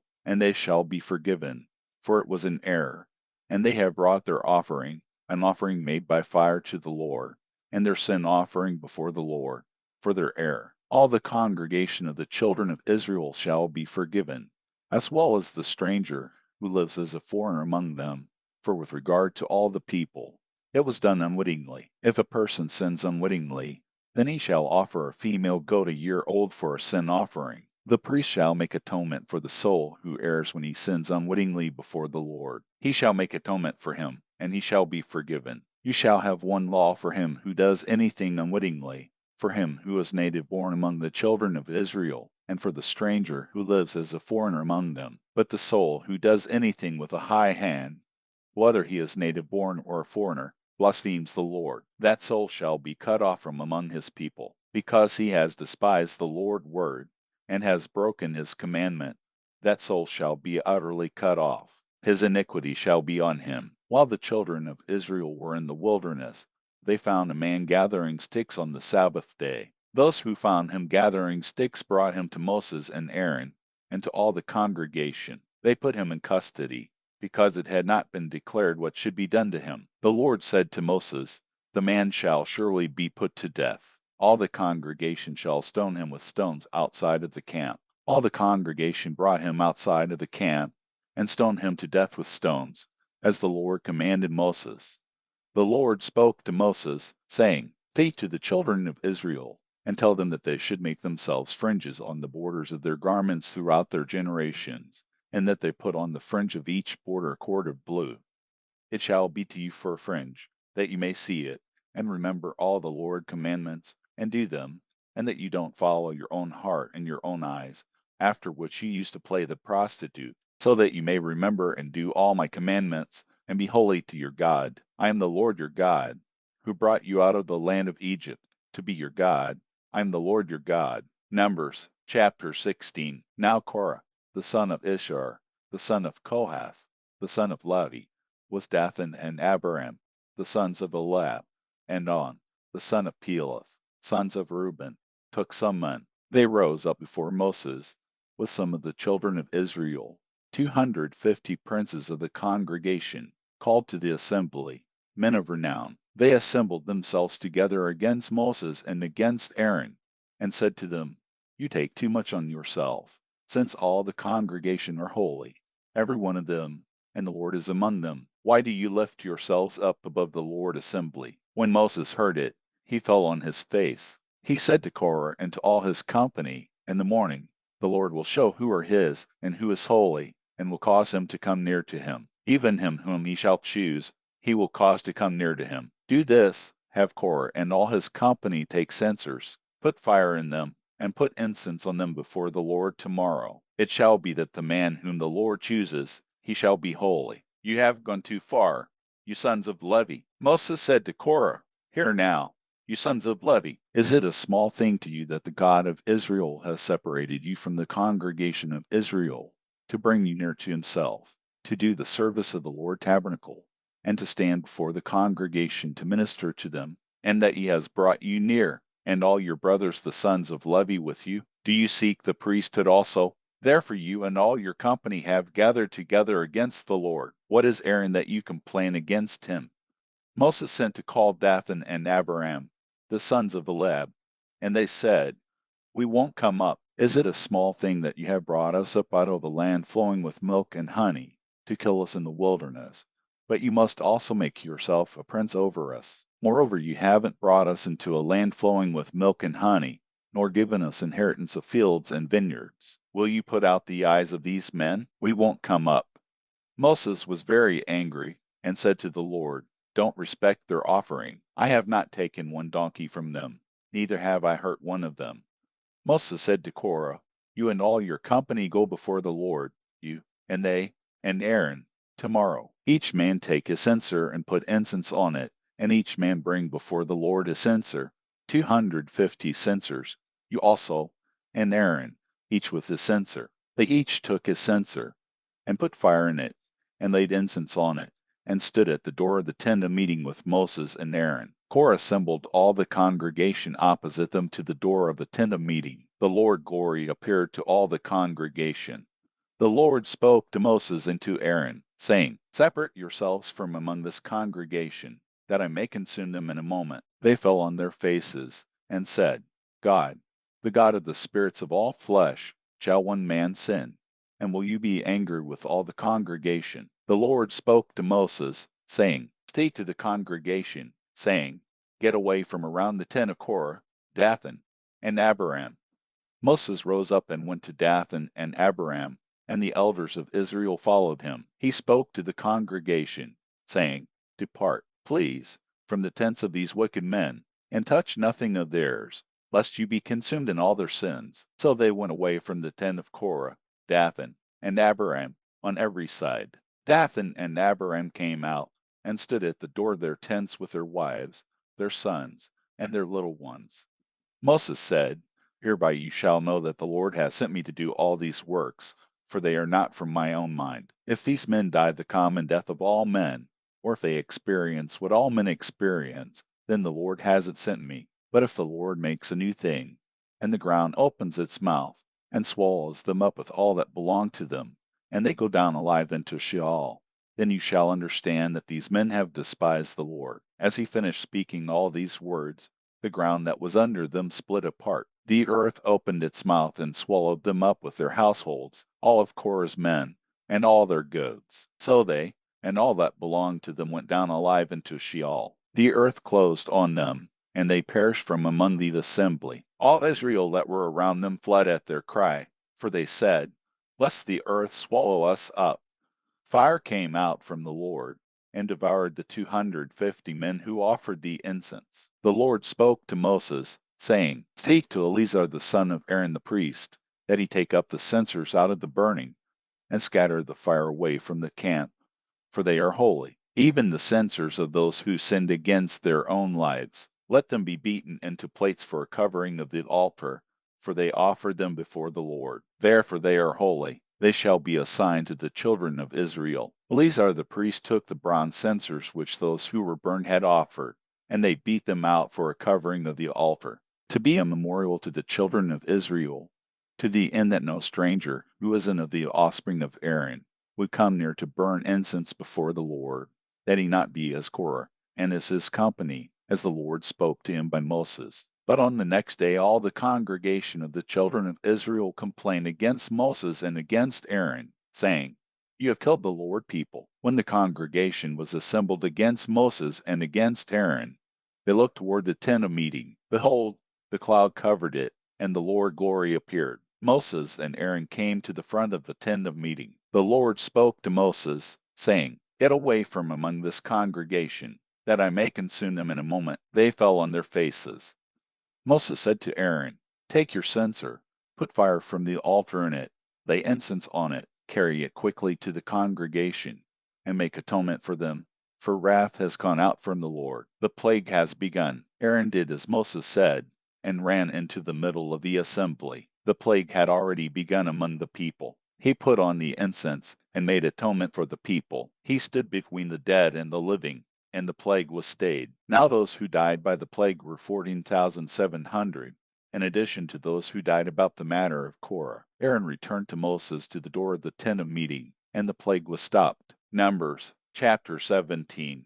The Lord spoke to Moses, saying, Speak to the children of Israel, and take rods from them, one for each father's house, of all their princes according to their father's houses, 12 rods. Write each man's name on his rod. You shall write Aaron's name on Levi's rod. There shall be 1 rod for each head of their father's houses. You shall lay them up in the tent of meeting before the covenant, where I meet with you. It shall happen that the rod of the man whom I shall choose shall bud. I will make the murmurings of the children of Israel, which they murmur against you, cease from me. Moses spoke to the children of Israel, and all their princes gave him rods, for each prince one, according to their father's houses, a total of 12 rods. Aaron's rod was among their rods. Moses laid up the rods before the Lord in the tent of the testimony. On the next day, Moses went into the tent of the testimony, and behold, Aaron's rod for the house of Levi had sprouted, budded, produced blossoms, and bore ripe almonds. Moses brought out all the rods from before the Lord to all the children of Israel. They looked, and each man took his rod. The Lord said to Moses, "Put back the rod of Aaron before the covenant, to be kept for a token against the children of rebellion, that you may make an end of their complaining against me, that they not die." Moses did so. As the Lord commanded him, so he did. The children of Israel spoke to Moses, saying, "Behold, we perish. We are undone. We are all undone. Everyone who keeps approaching the Lord tabernacle dies. Will we all perish?" Numbers chapter 18. The Lord said to Aaron, "You and your sons and your father's house with you shall bear the iniquity of the sanctuary, and you and your sons with you shall bear the iniquity of your priesthood. Bring your brothers also, the tribe of Levi, the tribe of your father, near with you, that they may be joined to you, and minister to you. But you and your sons with you shall be before the tent of the testimony. They shall keep your commands and the duty of the whole tent. Only they shall not come near to the vessels of the sanctuary and to the altar, that they not die, neither they nor you. They shall be joined to you and keep the responsibility of the tent of meeting for all the service of the tent. A stranger shall not come near to you. You shall perform the duty of the sanctuary and the duty of the altar, that there be no more wrath on the children of Israel. Behold, I myself have taken your brothers the Levites from among the children of Israel. They are a gift to you, dedicated to the Lord, to do the service of the tent of meeting. You and your sons with you shall keep your priesthood for everything of the altar, and for that within the veil. You shall serve. I give you the service of the priesthood as a gift. The stranger who comes near shall be put to death. The Lord spoke to Aaron, "Behold, I myself have given you the command of my wave offerings, even all the holy things of the children of Israel. I have given them to you by reason of the anointing, and to your sons as a portion forever. This shall be yours of the most holy things from the fire, every offering of theirs, even every meal offering of theirs, and every sin offering of theirs, and every trespass offering of theirs, which they shall give to me, shall be most holy for you and for your sons. You shall eat of it like the most holy things. Every male shall eat of it. It shall be holy to you. This is yours, too, the wave offering of their gift, even all the wave offerings of the children of Israel. I have given them to you, and to your sons and to your daughters with you, as a portion forever. Every one who is clean in your house shall eat of it. I have given to you all the best of the oil, all the best of the vintage, and of the grain, the first fruits of them which they give to the Lord. The first ripe fruits of all that is in their land, which they bring to the Lord, shall be yours. Every one who is clean in your house shall eat of it. Everything devoted in Israel shall be yours. Everything that opens the womb, of all flesh which they offer to the Lord, both of man and animal, shall be yours. Nevertheless, you shall surely redeem the firstborn of man, and you shall redeem the firstborn of unclean animals. You shall redeem those who are to be redeemed of them from a month old, according to your estimation, for 5 shekels of money, according to the shekel of the sanctuary, which weighs 20 gerahs. But you shall not redeem the firstborn of a cow, or the firstborn of a sheep, or the firstborn of a goat. They are holy. You shall sprinkle their blood on the altar, and shall burn their fat for an offering made by fire, for a pleasant aroma to the Lord. Their meat shall be yours, as the wave offering breast and as the right thigh, it shall be yours. All the wave offerings of the holy things which the children of Israel offer to the Lord, I have given you and your sons and your daughters with you, as a portion forever. It is a covenant of salt forever before the Lord to you and to your offspring with you. The Lord said to Aaron, "You shall have no inheritance in their land, neither shall you have any portion among them. I am your portion and your inheritance among the children of Israel. To the children of Levi, behold, I have given all the tithes in Israel for an inheritance, in return for their service which they serve, even the service of the tent of meeting. Henceforth the children of Israel shall not come near the tent of meeting, lest they bear sin, and die. But the Levites shall do the service of the tent of meeting, and they shall bear their iniquity. It shall be the statute forever throughout your generations. Among the children of Israel they shall have no inheritance. For the tithe of the children of Israel, which they offer as a wave offering to the Lord, I have given to the Levites for an inheritance. Therefore I have said to them, among the children of Israel they shall have no inheritance. The Lord spoke to Moses, saying, Moreover you shall speak to the Levites, and tell them, when you take of the children of Israel the tithe which I have given you from them for your inheritance,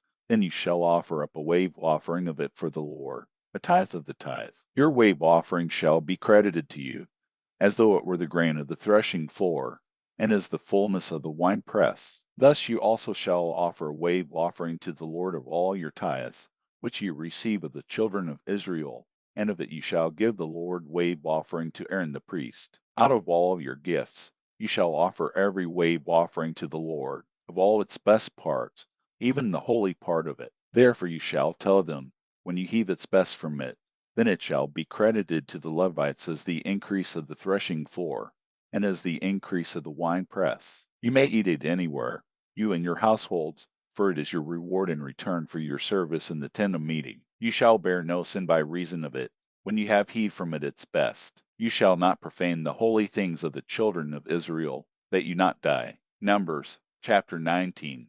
The Lord spoke to Moses and to Aaron, saying, This is the statute of the law which the Lord has commanded.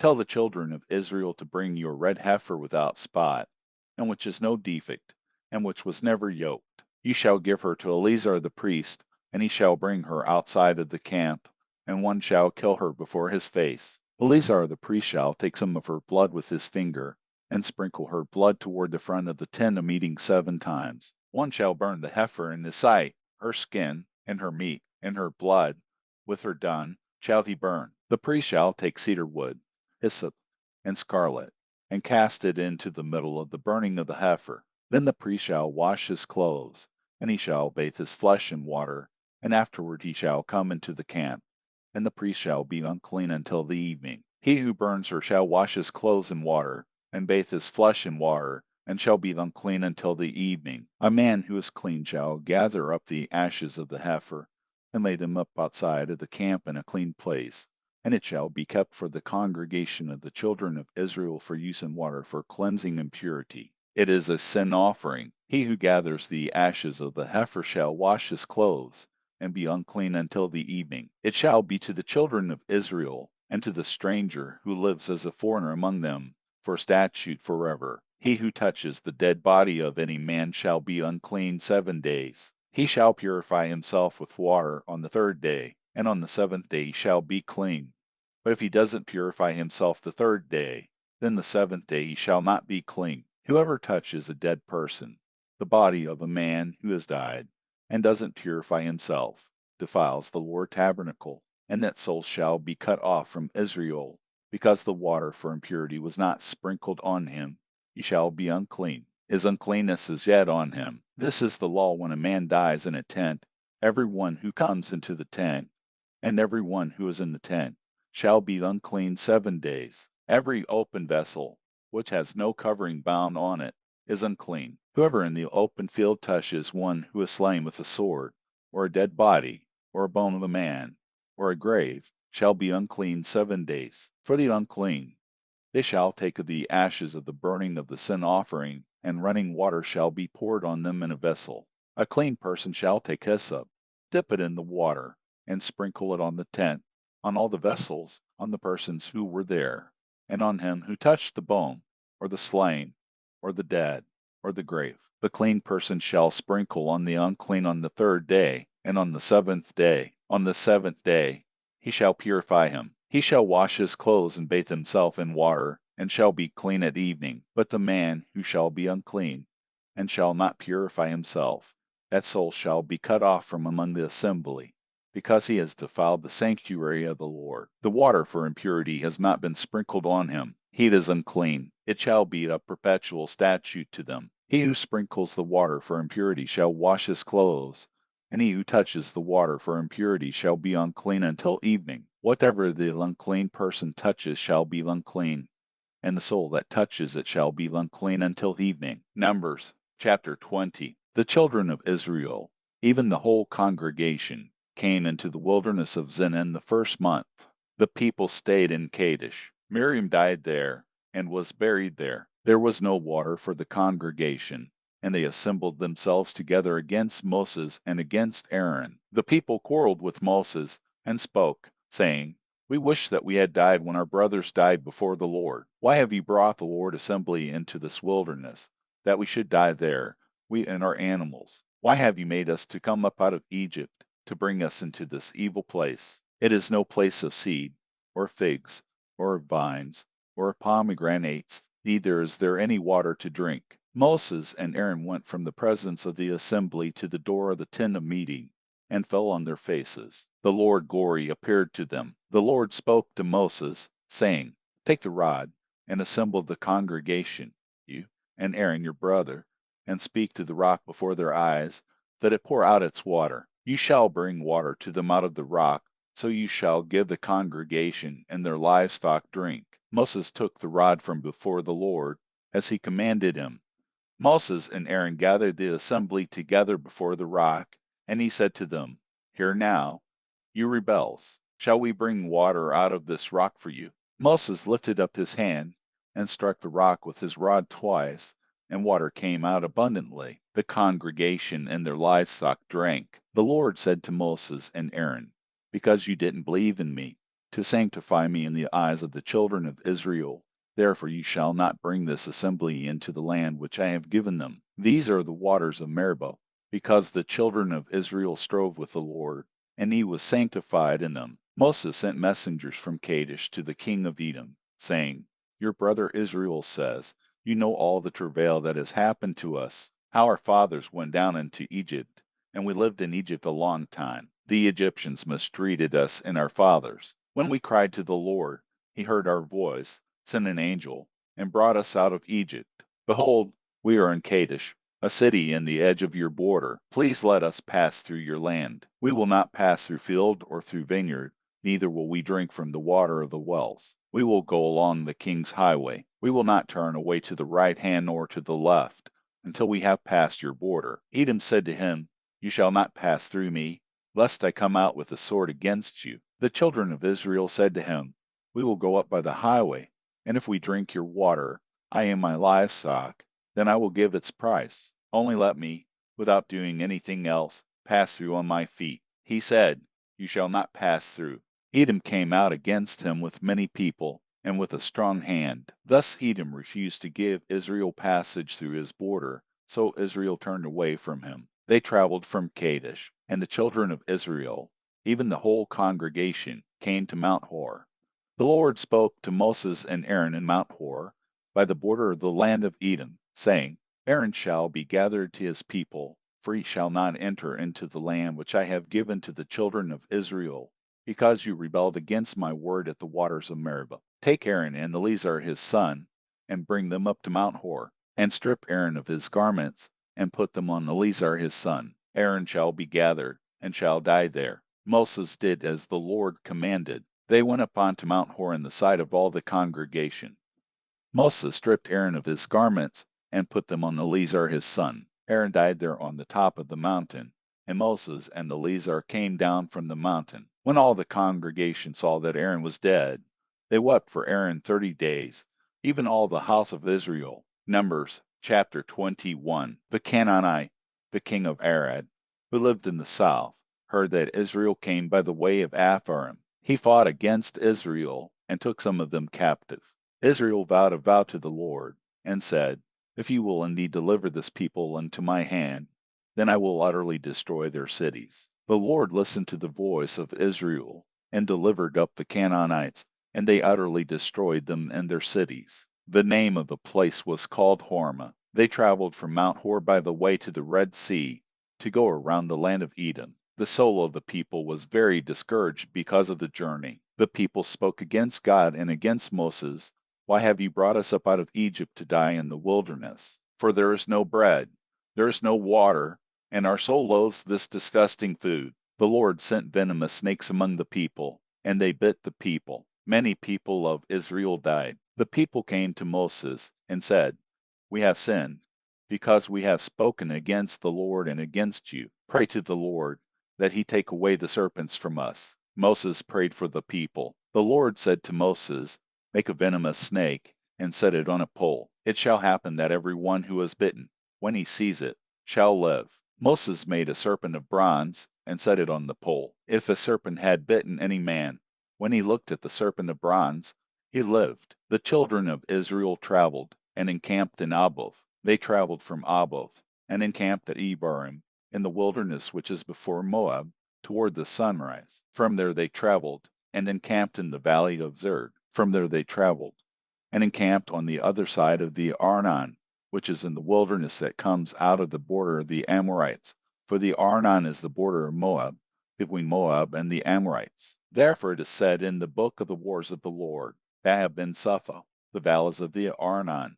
The slope of the valleys that incline toward the dwelling of Ar leans on the border of Moab. From there they traveled to Beer, that is the well of which the Lord said to Moses, Gather the people together, and I will give them water. Then Israel sang this song, Spring up, well, sing to it. The well which the princes dug, which the nobles of the people dug, with the scepter and with their poles. From the wilderness they traveled to Mahana, and from Mahana to Nahaleel, and from Nahaleel to Bamoth, and from Bamoth to the valley that is in the field of Moab, to the top of Pisgah, which looks down on the desert. Israel sent messengers to Sihon king of the Amorites, saying, Let me pass through your land. We will not turn away into field or vineyard. We will not drink of the water of the wells. We will go by the king's highway until we have passed your border. Sihon would not allow Israel to pass through his border, but Sihon gathered all his people together and went out against Israel into the wilderness and came to Jaz. He fought against Israel. Israel struck him with the edge of the sword and possessed his land from the Arnon to the Jabbok, even to the children of Ammon, for the border of the children of Ammon was fortified. Israel took all these cities. Israel lived in all the cities of the Amorites, in Heshbon, and in all its villages. For Heshbon was the city of Sihon the king of the Amorites, who had fought against the former king of Moab, and taken all his land out of his hand, even to the Arnon. Therefore those who speak in Proverbs say, Come to Heshbon, let the city of Sihon be built and established. For fire has gone out of Heshbon, a flame from the city of Sihon. It has devoured our Moab, the lords of the high places of the Arnon. Woe to you, Moab, you are a none, people of Chemosh. He has given his sons as fugitives, and his daughters into captivity, to Sihon king of the Amorites. We have shot at them. Heshbon has perished even to Dibon. We have laid waste even to Napha, which reaches to Medeba. Thus Israel lived in the land of the Amorites. Moses sent to spy out Jazer. They took its villages, and drove out the Amorites who were there. They turned and went up by the way of Bashan. Og the king of Bashan went out against them, and all his people, to battle at Edrei.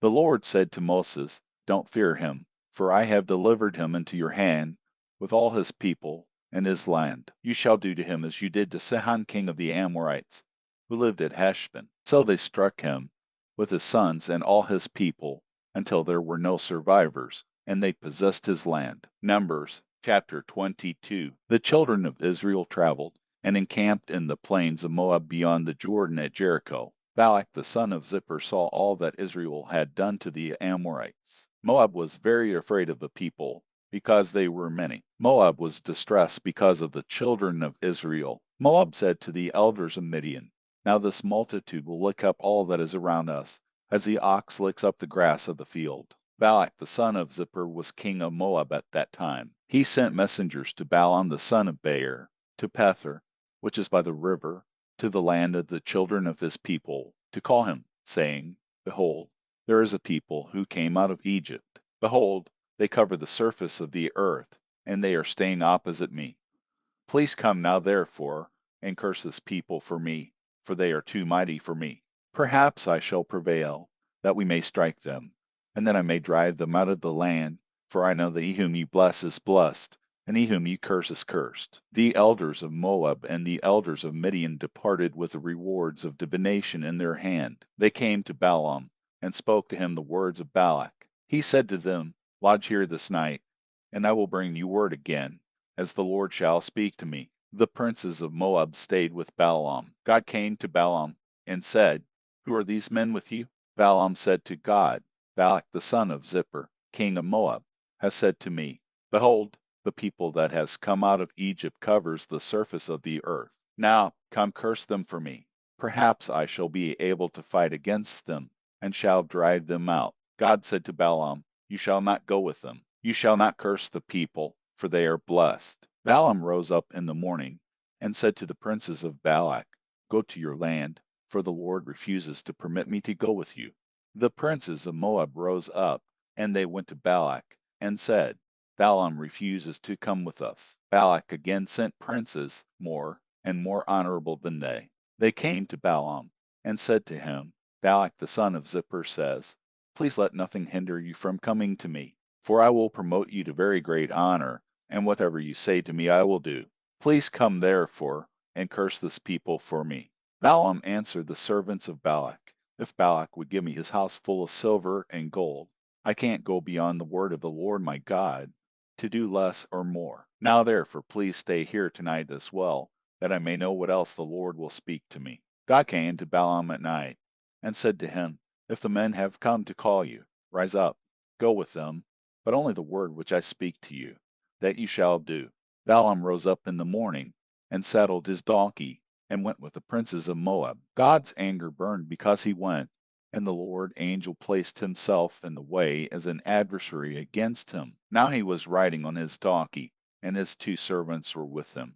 The donkey saw the Lord angel standing in the way, with his sword drawn in his hand, and the donkey turned out of the path, and went into the field. Balaam struck the donkey to turn her into the path. Then the Lord angel stood in a narrow path between the vineyards, a wall being on this side, and a wall on that side. The donkey saw the Lord angel, and she thrust herself to the wall, and crushed Balaam's foot against the wall. He struck her again. The Lord angel went further, and stood in a narrow place, where there was no way to turn either to the right hand or to the left. The donkey saw the Lord angel, and she lay down under Balaam. Balaam's anger burned, and he struck the donkey with his staff. The Lord opened the mouth of the donkey, and she said to Balaam, What have I done to you, that ye have struck me these 3 times? Balaam said to the donkey, Because ye have mocked me, I wish there were a sword in my hand, for now I would have killed you. The donkey said to Balaam, Am I not your donkey, on which ye have ridden all your life long until today? Was I ever in the habit of doing so to you?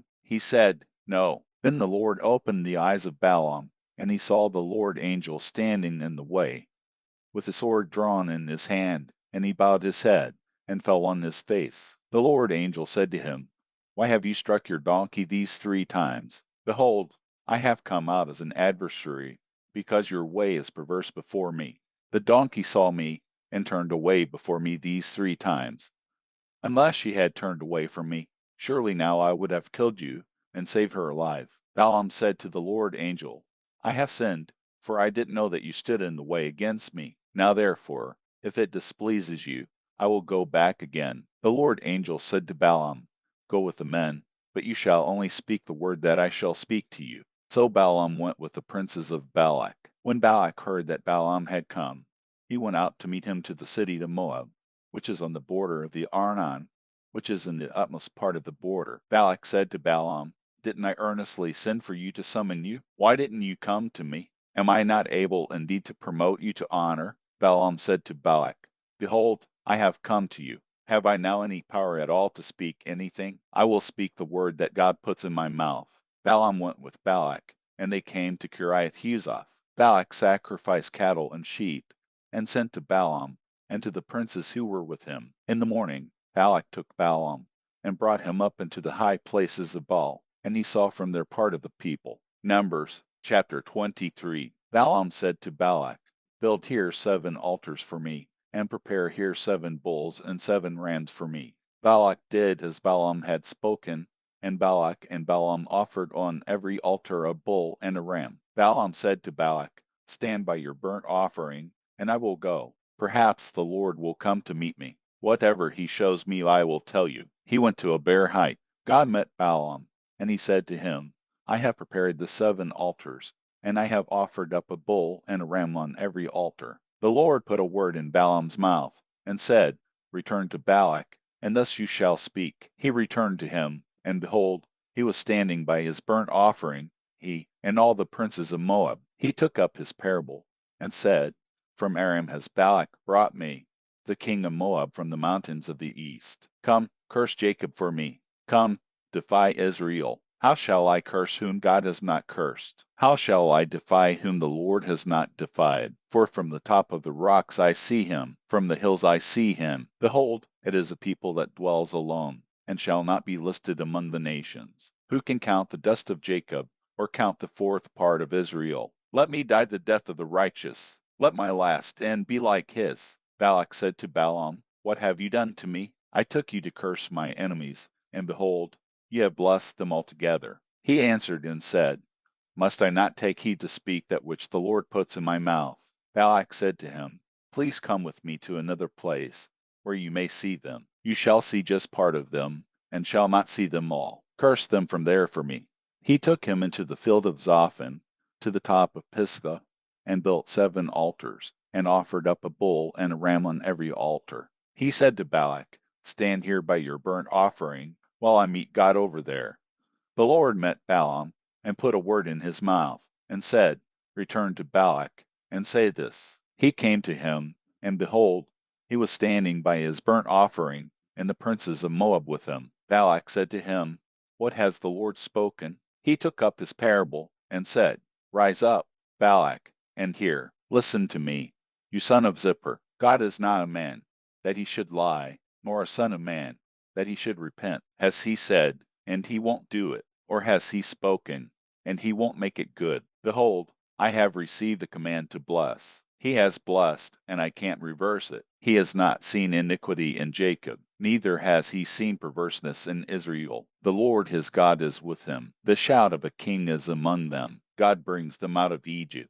He has as it were the strength of the wild ox. Surely there is no enchantment with Jacob, neither is there any divination with Israel. Now it shall be said of Jacob and of Israel, What has God done? Behold, a people rises up as a lioness. As a lion he lifts himself up. He shall not lie down until he eats of the prey, and drinks the blood of the slain. Balak said to Balaam, Neither curse them at all, nor bless them at all. But Balaam answered Balak, Didn't I tell you, saying, All that the Lord speaks, that I must do? Balak said to Balaam, Come now, I will take you to another place. Perhaps it will please God that you may curse them for me from there. Balak took Balaam to the top of Peor, that looks down on the desert. Balaam said to Balak, Build 7 altars for me here, and prepare 7 bulls and 7 rams for me here. Balak did as Balaam had said, and offered up a bull and a ram on every altar. Numbers chapter 24. When Balaam saw that it pleased the Lord to bless Israel,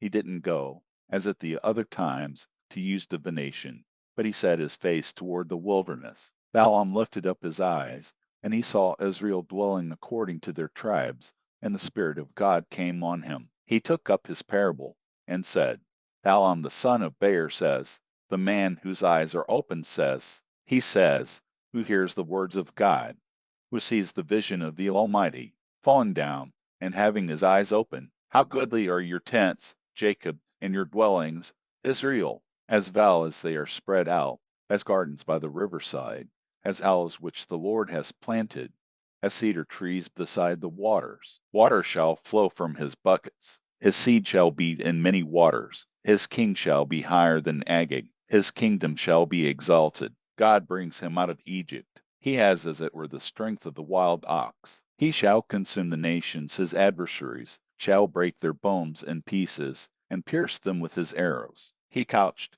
he lay down as a lioness.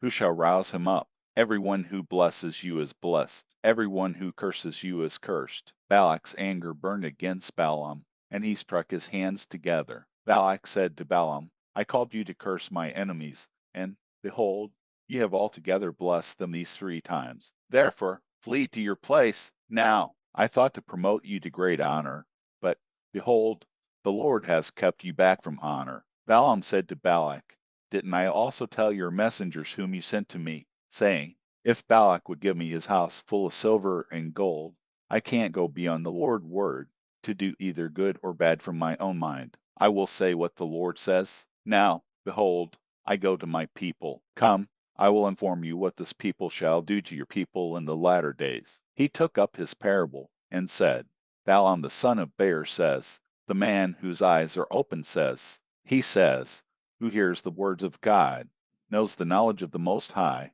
and who sees the vision of the Almighty, falling down and having his eyes open. I see him, but not now. I see him, but not near. A star will come out of Jacob. A scepter will rise out of Israel, and shall strike through the corners of Moab, and crush all the sons of Sheth. Edom shall be a possession. Seir, his enemy, also shall be a possession, while Israel does valiantly. Out of Jacob shall one have dominion, and shall destroy the remnant from the city. He looked at Amalek, and took up his parable, and said, Amalek was the first of the nations, but his latter end shall come to destruction. He looked at the Kenite, and took up his parable, and said, Your dwelling place is strong, your nest is set in the rock. Nevertheless kine shall be wasted, until Asshur carries you away captive. He took up his parable, and said, Alas, who shall live when God does this? But ships shall come from the coast of Kittim. They shall afflict Asshur, and shall afflict Eber. He also shall come to destruction. Balaam rose up, and went and returned to his place, and Balak also went his way. Numbers chapter 25. Israel stayed in Shittim, and the people began to play the prostitute with the daughters of Moab, for they called the people to the sacrifices of their gods. The people ate and bowed down to their gods. Israel joined himself to Baal Peor, and the Lord's anger burned against Israel. The Lord said to Moses, Take all the chiefs of the people, and hang them up to the Lord before the sun, that the fierce anger of the Lord may turn away from Israel.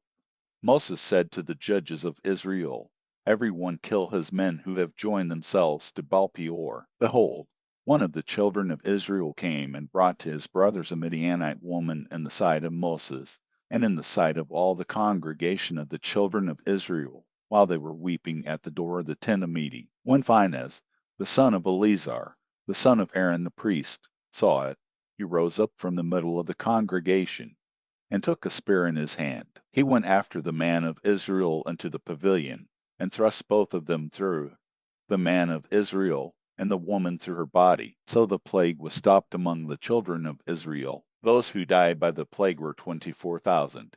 The Lord spoke to Moses, saying, Phinehas, the son of Eleazar, the son of Aaron the priest, has turned my wrath away from the children of Israel, and that he was jealous with my jealousy among them, so that I didn't consume the children of Israel in my jealousy. Therefore say, Behold, I give to him my covenant of peace. It shall be to him, and to his offspring after him, the covenant of an everlasting priesthood, because he was jealous for his God, and made atonement for the children of Israel. Now the name of the man of Israel that was slain, who was slain with the Midianite woman, was Zimri, the son of Salu, a prince of the father's house among the Simonites. The name of the Midianite woman who was slain was Cosbi, the daughter of Zur. He was head of the people of a father's house in Midian. The Lord spoke to Moses, saying, Harass the Midianites, and strike them, for they harassed you with their wiles, wherein they have deceived you in the matter of Peor, and in the incident regarding Cosbi, the daughter of the prince of Midian, their sister, who was slain on the day of the plague in the matter of Peor. Numbers chapter 26. After the plague, the Lord spoke to Moses and to Eleazar the son of Aaron the priest, saying, Take a census of all the congregation of the children of Israel, from 20 years old and upward, by their fathers' houses, all who are able to go out to war in Israel.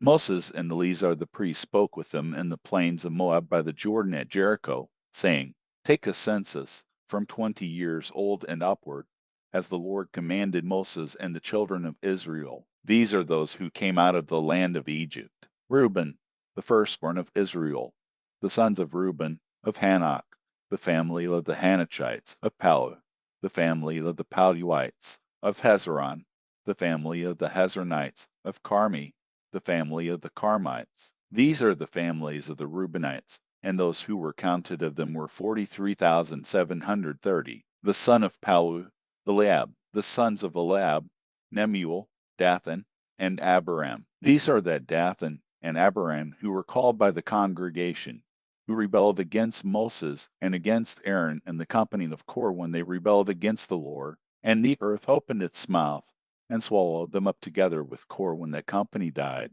At the time the fire devoured 250 men, and they became a sign. Notwithstanding, the sons of Kor didn't die. The sons of Simon after their families, of Nemuel, the family of the Nemuelites, of Jamin, the family of the Jaminites, of Jakshan, the family of the Jakshanites, of Zerah, the family of the Zerahites, of Shaul, the family of the Shaulites. These are the families of the Simonites, 22,200. The sons of Gad after their families, of Zephon, the family of the Zephonites, of Hadi, the family of the Haggites, of Shuni, the family of the Shunites, of Osni, the family of the Osnites, of Eri, the family of the Arites, of Arad, the family of the Aradites, of Areli, the family of the Arelites. These are the families of the sons of Gad according to those who were counted of them, 40,500. The sons of Judah, and Onan. And Onan died in the land of Canaan. The sons of Judah after their families were, of Shelah, the family of the Shelonites, of Perez, the family of the Perizzites, of Zerah, the family of the Zerahites. The sons of Perez were, of Hezron, the family of the Hezronites, of Hamel, the family of the Hamulites. These are the families of Judah according to those who were counted of them, 76,500. The sons of Issachar after their families, of Tola, the family of the Tolites, of Puval, the family of the Punites, of Jashub, the family of the Jashubites, of Shimron, the family of the Shimronites. These are the families of Issachar according to those who were counted of them, 64,300. The sons of Zebulun after their families, of Serd, the family of the Seredites, of Elon, the family of the Elonites, of Jalil, the family of the Jalilites. These are the families of the Zebulunites according to those who were counted of them, 60,500. The sons of Joseph after their families, Manasseh and Ephraim. The sons of Manasseh, of Mashir, the family of the Macharites, and Mashir became the father of Gilead, the family of the Gileadites. These are the sons of Gilead, of Ezer, the family of the Ezerites, of Helek, the family of the Helekites, and Israel, the family of the Israelites, and Shechem, the family of the Shechemites, and Shemida, the family of the Shemidates, and Hepher, the family of the Hepherites. Zelophehad the son of Hepher had no sons, but daughters, and the names of the daughters of Zelophehad were Mahlah, Noah, Hoglah, Milcah, and Tirzah. These are the families of Manasseh. Those who were counted of them were 52,700. These are the sons of Ephraim after their families, of Shuthelah, the family of the Shuthelahites, of Betcher, the family of the Betcherites, of Tahan, the family of the Tahanites. These are the sons of Shuthelah, of Iran, the family of the Iranites. These are the families of the sons of Ephraim according to those who were counted of them, 32,500.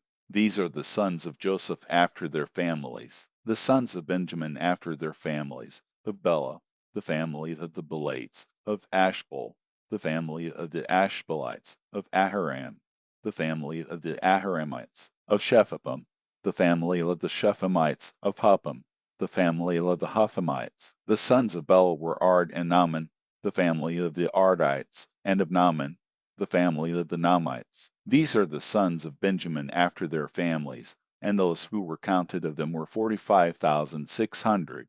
These are the sons of Dan after their families, of Shuham, the family of the Shuhamites. These are the families of Dan after their families. All the families of the Shuhamites, according to those who were counted of them, were 64,400. The sons of Asher after their families, of Anah, the family of the Anites, of Ishi, the family of the Ishites, of Beriah, the family of the Berites, of the sons of Beriah, of Heber, the family of the Heberites, of Malchiel, the family of the Malchielites. The name of the daughter of Asher was Sarah. These are the families of the sons of Asher according to those who were counted of them, 53,400. The sons of Naphtali after their families, of Jaziel, the family of the Jazilites, of Guni, the family of the Gunites, of Jezer, the family of the Jezerites, of Shillem, the family of the Shillemites. These are the families of Naphtali according to their families,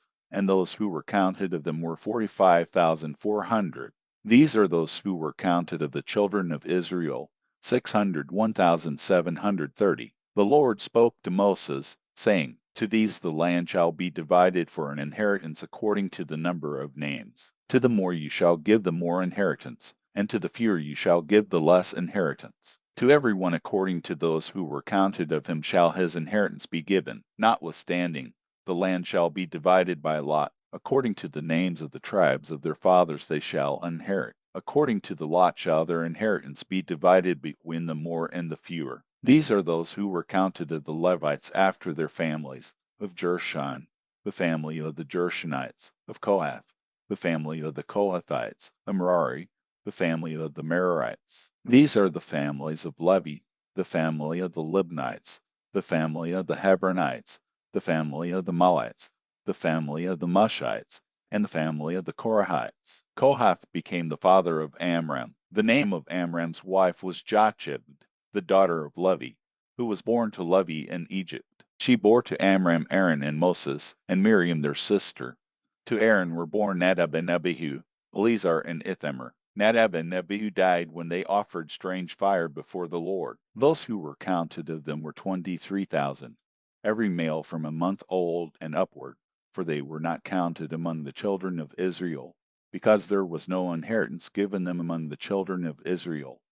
These are those who were counted by Moses and Eleazar the priest, who counted the children of Israel in the plains of Moab by the Jordan at Jericho. But among these there was not a man of them who were counted by Moses and Aaron the priest, who counted the children of Israel in the wilderness of Sinai. For the Lord had said of them, They shall surely die in the wilderness. There was not a man left of them, except Caleb the son of Jephunneh, and Joshua the son of Nun. Numbers chapter 27. Then the daughters of Zelophehad, the son of Hepher, the son of Gilead, the son of Mashir, the son of Manasseh, of the families of Manasseh the son of Joseph came near.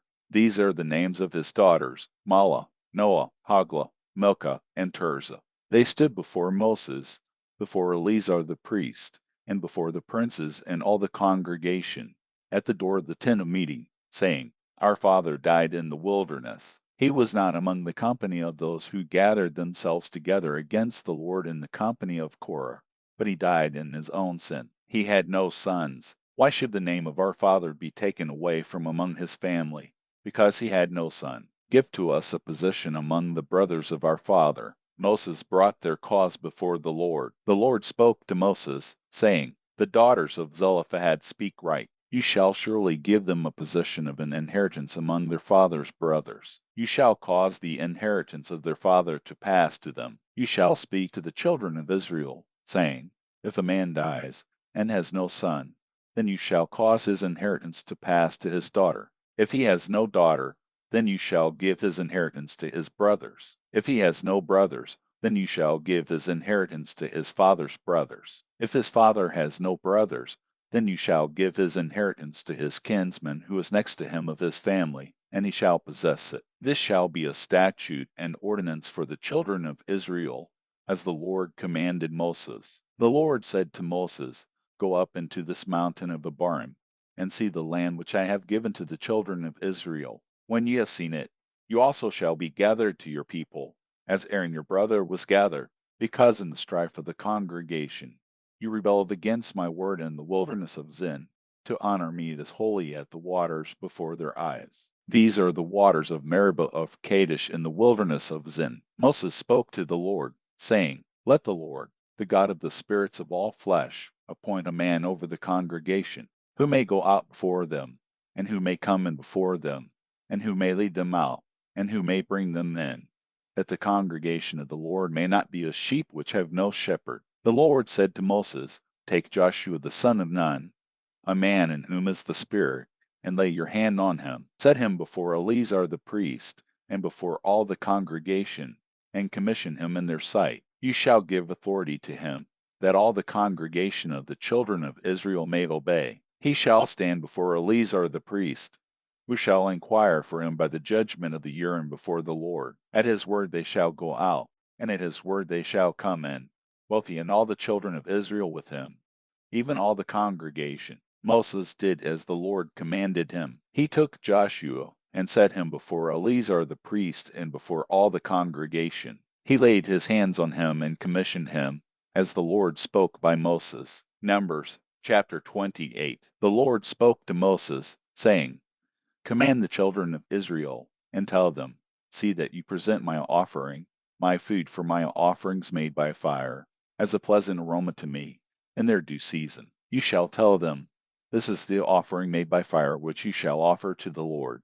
Male lambs a year old without defect, 2 day by day, for a continual burnt offering. You shall offer the one lamb in the morning, and you shall offer the other lamb at evening, with 1/10 of an ephah of fine flour for a meal offering, mixed with the fourth part of a hin of beaten oil. It is a continual burnt offering which was ordained in Mount Sinai for a pleasant aroma, an offering made by fire to the Lord. Its drink offering shall be the fourth part of a hin for each lamb. You shall pour out a drink offering of strong drink to the Lord in the holy place. The other lamb you shall offer at evening, as the meal offering of the morning, and as its drink offering you shall offer it, an offering made by fire, for a pleasant aroma to the Lord. On the Sabbath day you shall offer 2 male lambs a year old without defect, and 2/10 of an ephah of fine flour for a meal offering mixed with oil, and its drink offering. This is the burnt offering of every Sabbath, in addition to the continual burnt offering and its drink offering. In the beginnings of your months you shall offer a burnt offering to the Lord, 2 young bulls, 1 ram, 7 male lambs a year old without defect, and 3/10 of an ephah of fine flour for a meal offering mixed with oil, for each bull, and 2/10 parts of fine flour for a meal offering mixed with oil, for the one ram, and 1/10 part of fine flour mixed with oil for a meal offering to every lamb, as a burnt offering of a pleasant aroma, an offering made by fire to the Lord. Their drink offering shall be half a hin of wine for a bull, the third part of a hin for the ram, and the fourth part of a hin for a lamb. This is the burnt offering of every month throughout the months of the year. Also, 1 male goat for a sin offering to the Lord shall be offered in addition to the continual burnt offering and its drink offering. In the first month, on the 14th day of the month, is the Lord Passover. On the 15th day of this month shall be a feast. Unleavened bread shall be eaten for 7 days. And the first day shall be a holy convocation. You shall do no regular work, but you shall offer an offering made by fire, a burnt offering to the Lord, 2 young bulls, 1 ram, and 7 male lambs a year old. They shall be without defect, with their meal offering, fine flour mixed with oil. You shall offer 3/10 for a bull, and 2/10 for the ram. You shall offer 1/10 for every lamb of the 7 lambs, and 1 male goat for a sin offering, to make atonement for you. You shall offer these in addition to the burnt offering of the morning, which is for a continual burnt offering. In this way you shall offer daily, for 7 days, the food of the offering made by fire, of a pleasant aroma to the Lord. It shall be offered in addition to the continual burnt offering and its drink offering. On the 7th day you shall have a holy convocation. You shall do no regular work. Also in the day of the first fruits, when you offer a new meal offering to the Lord in your feast of weeks, you shall have a holy convocation. You shall do no regular work, but you shall offer a burnt offering for a pleasant aroma to the Lord, 2 young bulls, 1 ram, 7 male lambs a year old, and their meal offering, fine flour mixed with oil, 3/10 for each bull, 2/10 for the 1 ram, 1/10 for every lamb of the 7 lambs, and 1 male goat, to make atonement for you. Besides the continual burnt offering and its meal offering, you shall offer them and their drink offerings. See that they are without defect. Numbers chapter 29. In the 7th month, on the first day of the month, you shall have a holy convocation. You shall do no regular work. It is a day of blowing of trumpets to you. You shall offer a burnt offering for a pleasant aroma to the Lord, 1 young bull, 1 ram, 7 male lambs a year old without defect, and their meal offering, fine flour mixed with oil, 3/10 for the bull, 2/10 for the ram, and 1/10 for every lamb of the 7 lambs, and 1 male goat for a sin offering, to make atonement for you. In addition to the burnt offering of the new moon with its meal offering, and the continual burnt offering with its meal offering, and their drink offerings, according to their ordinance, for a pleasant aroma, an offering made by fire to the Lord. On the 10th day of the 7th month you shall have a holy convocation. You shall afflict your souls. You shall do no kind of work, but you shall offer a burnt offering to the Lord for a pleasant aroma, 1 young bull, 1 ram, 7 male lambs a year old, all without defect, and their meal offering, fine flour mixed with oil, 3/10 for the bull, 2/10 for the 1 ram, 1/10 for every lamb of the 7 lambs, 1 male goat for a sin offering, in addition to the sin offering of atonement, and the continual burnt offering, and its meal offering, and their drink offerings. On the 15th day of the 7th month you shall have a holy convocation. You shall do no regular work. You shall keep a feast to the Lord 7 days. You shall offer a burnt offering, an offering made by fire, of a pleasant aroma to the Lord, 13 young bulls, 2 rams, 40 male lambs a year old, all without defect, and their meal offering, fine flour mixed with oil, 3/10 for every bull of the 13 bulls, 2/10 for each ram of the 2 rams, and 1/10 for every lamb of the 14 lambs, and 1 male goat for a sin offering, in addition to the continual burnt offering, its meal offering, and its drink offering. On the 2nd day you shall offer 12 young bulls, 2 rams, and 40 male lambs a year old without defect, and their meal offering and their drink offerings for the bulls, for the rams, and for the lambs, according to their number, after the ordinance, and 1 male goat for a sin offering, in addition to the continual burnt offering, with its meal offering and their drink offerings. On the 3rd day, 11 bulls, 2 rams, 40 male lambs a year old without defect, and their meal offering and their drink offerings for the bulls,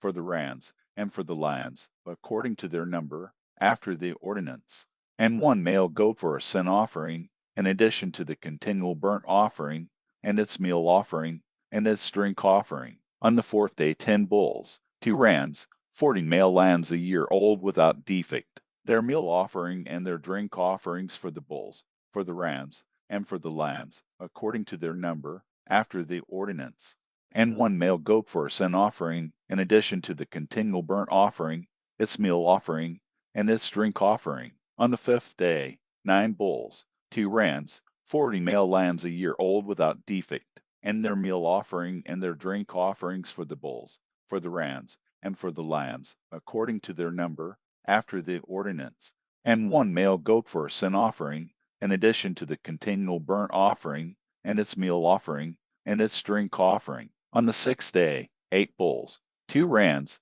40 male lambs a year old without defect, and their meal offering and their drink offerings for the bulls, for the rams, and for the lambs, according to their number, after the ordinance, and 1 male goat for a sin offering, in addition to the continual burnt offering, its meal offering, and the drink offerings of it. On the 7th day, 7 bulls, 2 rams, 40 male lambs a year old without defect, and their meal offering and their drink offerings for the bulls, for the rams, and for the lambs, according to their number, after the ordinance, and 1 male goat for a sin offering, in addition to the continual burnt offering, its meal offering, and its drink offering. On the 8th day you shall have a solemn assembly. You shall do no regular work, but you shall offer a burnt offering, an offering made by fire, a pleasant aroma to the Lord, 1 bull, 1 ram, 7 male lambs a year old without defect, their meal offering and their drink offerings for the bull,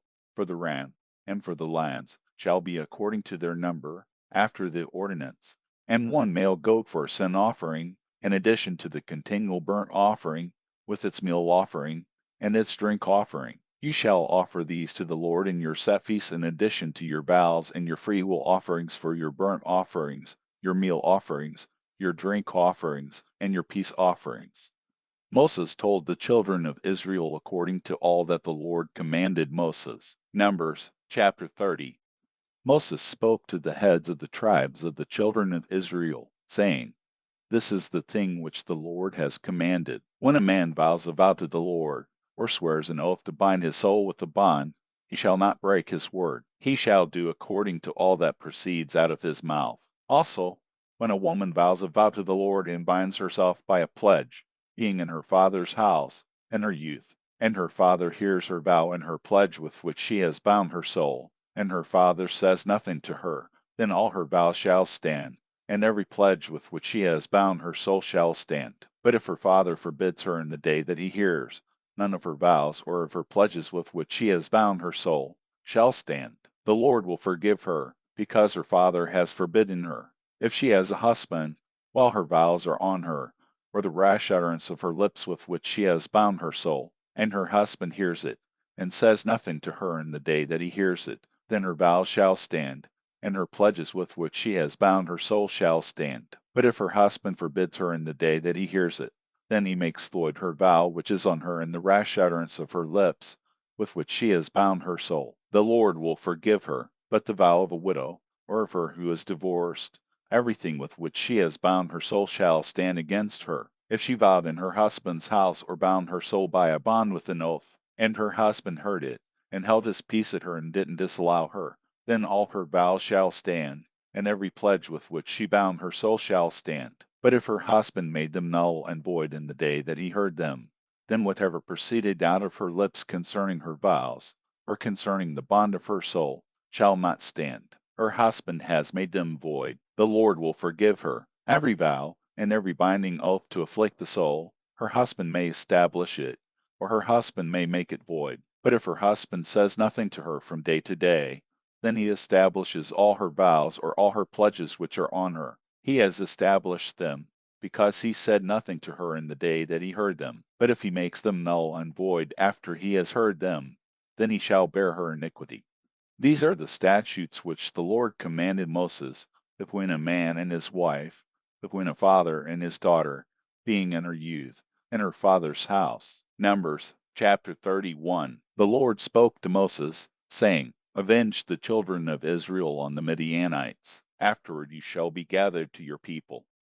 Moses spoke to the people, saying, Arm men from among you for war, that they may go against Midian, to execute the Lord vengeance on Midian. You shall send 1,000 out of every tribe, throughout all the tribes of Israel, to the war. So there were delivered, out of the thousands of Israel, 1,000 from every tribe, 12,000 armed for war.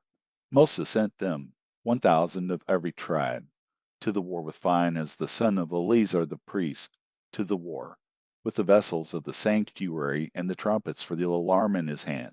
They fought against Midian, as the Lord commanded Moses. They killed every male. They killed the kings of Midian with the rest of their slain, Avi, Rechem, Zur, Hur, and Rebah, the 5 kings of Midian. They also killed Balaam the son of Beor with the sword. The children of Israel took the women of Midian captive with their little ones, and all their livestock, all their flocks, and all their goods. They took as plunder all their cities and the places in which they lived, and all their encampments they burned with fire. They took all the captives, and all the plunder, both of man and of animal. They brought the captives with the prey and the plunder to Moses, and to Eleazar the priest, and to the congregation of the children of Israel, to the camp at the plains of Moab, which are by the Jordan at Jericho. Moses and Eleazar the priest, with all the princes of the congregation, went out to meet them outside of the camp. Moses was angry with the officers of the army, the captains of thousands and the captains of hundreds, who came from the service of the war. Moses said to them, Have you saved all the women alive? Behold, these caused the children of Israel, through the counsel of Balaam, to commit trespass against the Lord in the matter of war. And so the plague was among the congregation of the Lord. Now therefore kill every male among the little ones, and kill every woman who has known man by lying with him. But all the girls, who have not known man by lying with him, keep alive for yourselves. Encamp outside of the camp for 7 days. Whoever has killed any person, and whoever has touched any slain, purify yourselves on the 3rd day and on the 7th day, you and your captives. You shall purify every garment, and all that is made of skin, and all work of goat's hair, and all things made of wood. Eleazar the priest said to the men of war who went to the battle, This is the statute of the law which the Lord has commanded Moses. However, the gold, and the silver, the bronze, the iron, the tin, and the lead, everything that may withstand the fire, you shall make to go through the fire, and it shall be clean.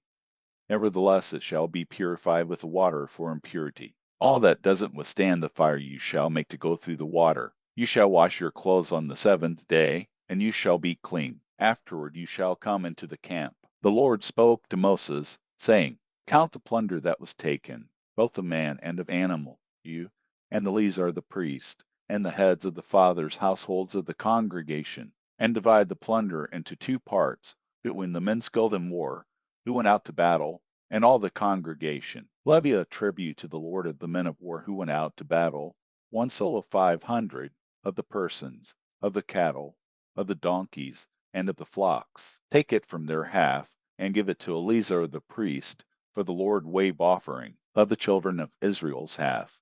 You shall take one drawn out of every 50, of the persons, of the cattle, of the donkeys, and of the flocks, of all the livestock, and give them to the Levites, who perform the duty of the Lord tabernacle. Moses and Eleazar the priest did as the Lord commanded Moses. Now the plunder, over and above the booty which the men of war took, was 675,000 sheep, 72,000 head of cattle, 61,000 donkeys, and 32,000 persons in all, of the women who had not known man by lying with them. The half, which was the portion of those who went out to war, was in number 337,500 sheep, and the Lord tribute of the sheep was 675. The cattle were 36,000, of which the Lord tribute was 72. The donkeys were 30,500, of which the Lord tribute was 61. The persons were 16,000, of whom the Lord tribute was 32 persons. Moses gave the tribute, which was the Lord wave offering, to Eleazar the priest, as the Lord commanded Moses. Of the children of Israel's half, which Moses divided off from the men who fought. Now the congregation's half was 337,500 sheep, 36,000 head of cattle, 30,500 donkeys, and 16,000 persons. Even of the children of Israel's half, Moses took one drawn out of every 50, both of man and of animal, and gave them to the Levites, who performed the duty of the Lord tabernacle, as the Lord commanded Moses. The officers who were over the thousands of the army, the captains of thousands, and the captains of hundreds, came near to Moses.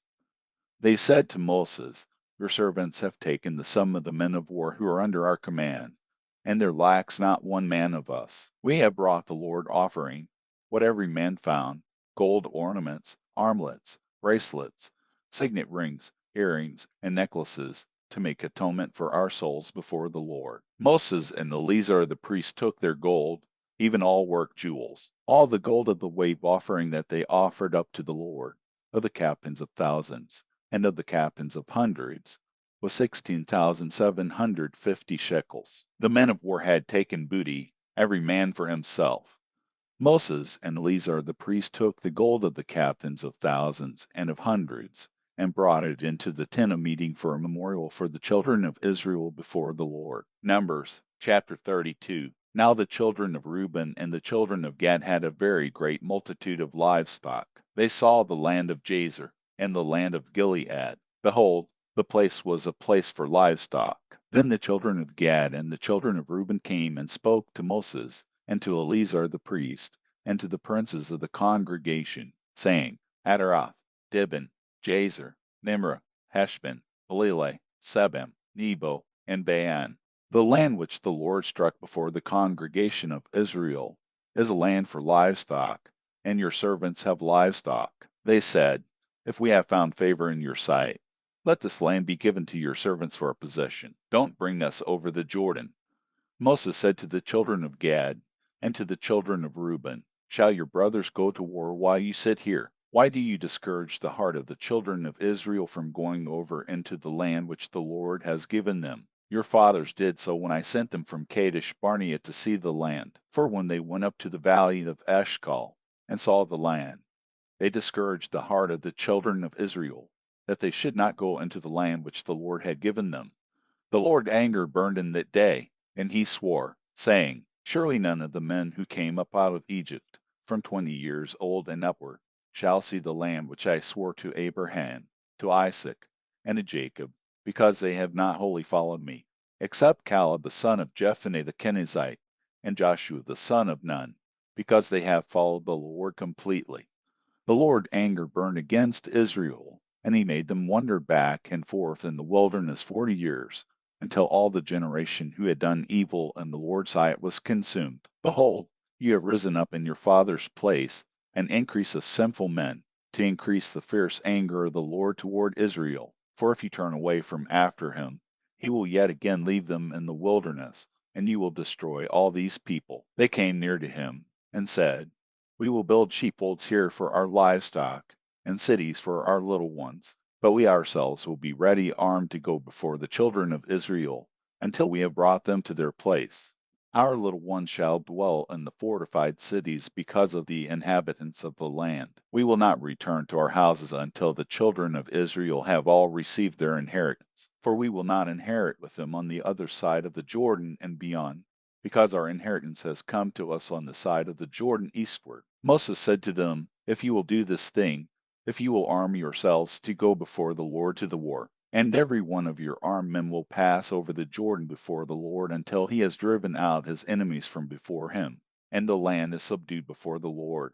Then afterward you shall return, and be clear of obligation to the Lord and to Israel. Then this land shall be your possession before the Lord. But if you will not do so, behold, you have sinned against the Lord, and be sure your sin will find you out. Build cities for your little ones, and folds for your sheep, and do that which has proceeded out of your mouth. The children of Gad and the children of Reuben spoke to Moses, saying, Your servants will do as my Lord commands. Our little ones, our wives, our flocks, and all our livestock shall be there in the cities of Gilead. But your servants will pass over, every man who is armed for war, before the Lord to battle, as my Lord says. So Moses commanded concerning them to Eleazar the priest, and to Joshua the son of Nun, and to the heads of the fathers' households of the tribes of the children of Israel. Moses said to them, If the children of Gad and the children of Reuben will pass with you over the Jordan, every man who is armed to battle before the Lord, and the land is subdued before you, then you shall give them the land of Gilead for possession. But if they will not pass over with you armed, they shall have possessions among you in the land of Canaan. The children of Gad and the children of Reuben answered, saying, As the Lord has said to your servants, so will we do. We will pass over armed before the Lord into the land of Canaan, and the possession of our inheritance shall remain with us beyond the Jordan. Moses gave to them, even to the children of Gad, and to the children of Reuben, and to the half tribe of Manasseh the son of Joseph, the kingdom of Sihon king of the Amorites, and the kingdom of Og king of Bashan, the land, according to its cities and borders, even the cities of the surrounding land. The children of Gad built Dibon, Adaroth, Aroer, Akrachaphan, Jazer, Jogbah, Beth Nimrah, and Beth Haran, fortified cities and folds for sheep. The children of Reuben built Heshbon, Eleleh, Kiriathaim, Nebo, and Baalmeon, their names being changed, and Sibmah. They gave other names to the cities which they built. The children of Machir the son of Manasseh went to Gilead, took it, and dispossessed the Amorites who were therein. Moses gave Gilead to Machir the son of Manasseh, and he lived therein. Jair the son of Manasseh went and took its villages, and called them Havoth Jair. Noba went and took Kenath and its villages, and called it Noba, after his own name. Numbers chapter 33. These are the journeys of the children of Israel, when they went out of the land of Egypt by their armies under the hand of Moses and Aaron. Moses wrote the starting points of their journeys by the commandment of the Lord. These are their journeys according to their starting points. They traveled from Ramesses in the first month, on the 15th day of the first month. On the next day after the Passover, the children of Israel went out with a high hand in the sight of all the Egyptians, while the Egyptians were burying all their firstborn, whom the Lord had struck among them. The Lord also executed judgments on their gods. The children of Israel traveled from Ramesses, and encamped in Succoth. They traveled from Succoth, and encamped in Etham, which is in the edge of the wilderness. They traveled from Etham, and turned back to Pihahiroth, which is before Baal-zephon, and they encamped before Migdol. They traveled from before Hahiroth, and crossed through the middle of the sea into the wilderness. They went 3 days' journey in the wilderness of Etham, and encamped in Marah. They traveled from Marah, and came to Elim. In Elim there were 12 springs of water and 70 palm trees, and they encamped there. They traveled from Elim, and encamped by the Red Sea. They traveled from the Red Sea, and encamped in the wilderness of Sin. They traveled from the wilderness of Sin, and encamped in Dophkah. They traveled from Dophkah, and encamped in Elush. They traveled from Elush, and encamped in Rephidim, where there was no water for the people to drink. They traveled from Rephidim, and encamped in the wilderness of Sinai. They traveled from the wilderness of Sinai, and encamped in Kibroth Hattaavah. They traveled from Kibroth Hattaavah, and encamped in Hazeroth. They traveled from Hazeroth, and encamped in Rithmah. They traveled from Rithmah, and encamped in Rimmon Perez. They traveled from Rimmon Perez, and encamped in Libnah. They traveled from Libnah, and encamped in Rissa.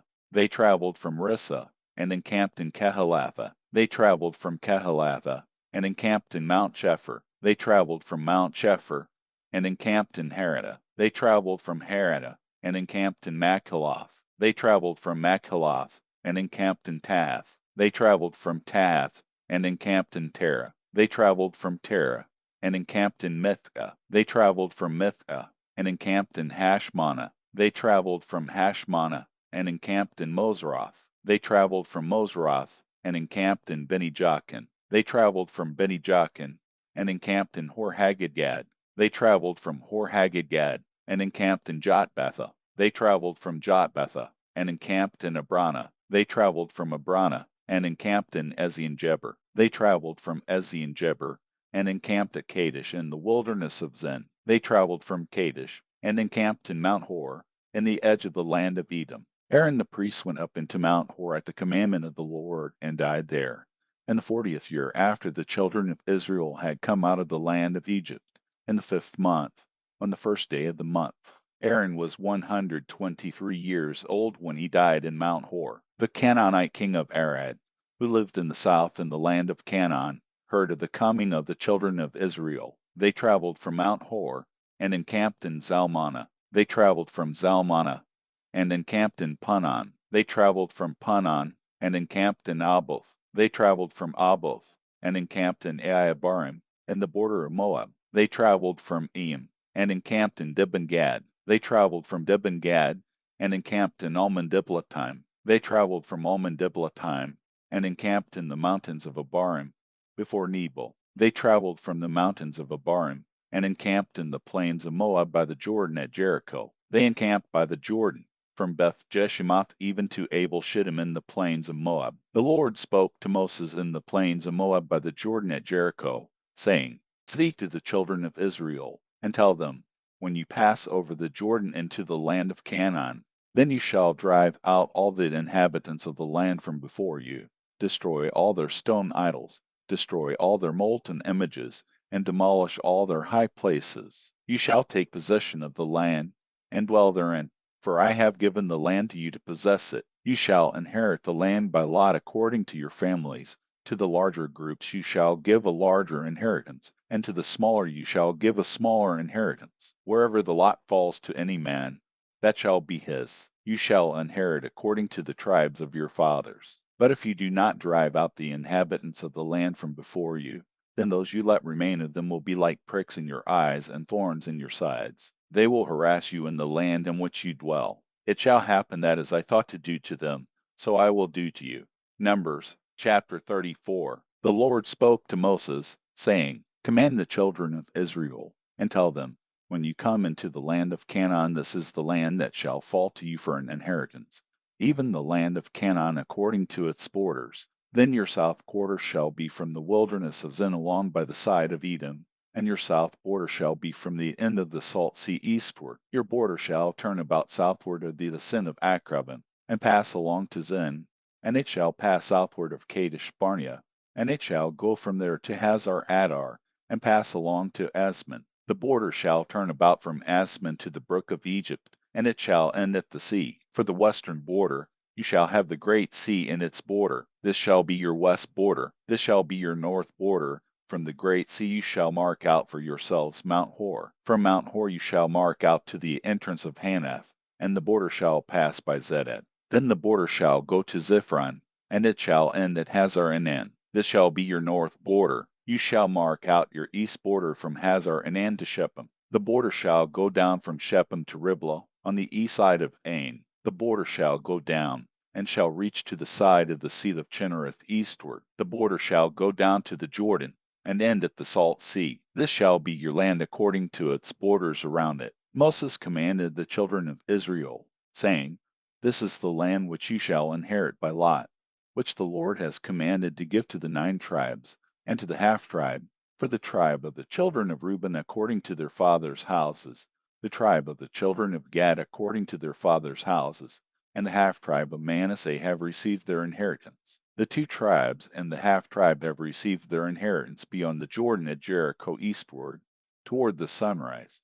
The Lord spoke to Moses, saying, These are the names of the men who shall divide the land to you for inheritance: Eleazar the priest, and Joshua the son of Nun. You shall take 1 prince of every tribe, to divide the land for inheritance. These are the names of the men of the tribe of Judah: Caleb the son of Jephunneh; of the tribe of the children of Simon, Shemuel the son of Ammihed; of the tribe of Benjamin, Eledad the son of Kislon; of the tribe of the children of Dan a prince, Bucki the son of Jogli; of the children of Joseph; of the tribe of the children of Manasseh a prince, Haniel the son of Ephod; of the tribe of the children of Ephraim a prince, Kemuel the son of Shipton; of the tribe of the children of Zebulun a prince, Elizaphan the son of Parnak; of the tribe of the children of Issachar a prince, Paltil the son of Azan; of the tribe of the children of Asher a prince, Ahihud the son of Shalomi; of the tribe of the children of Naphtali a prince, Pedahel the son of Amhud.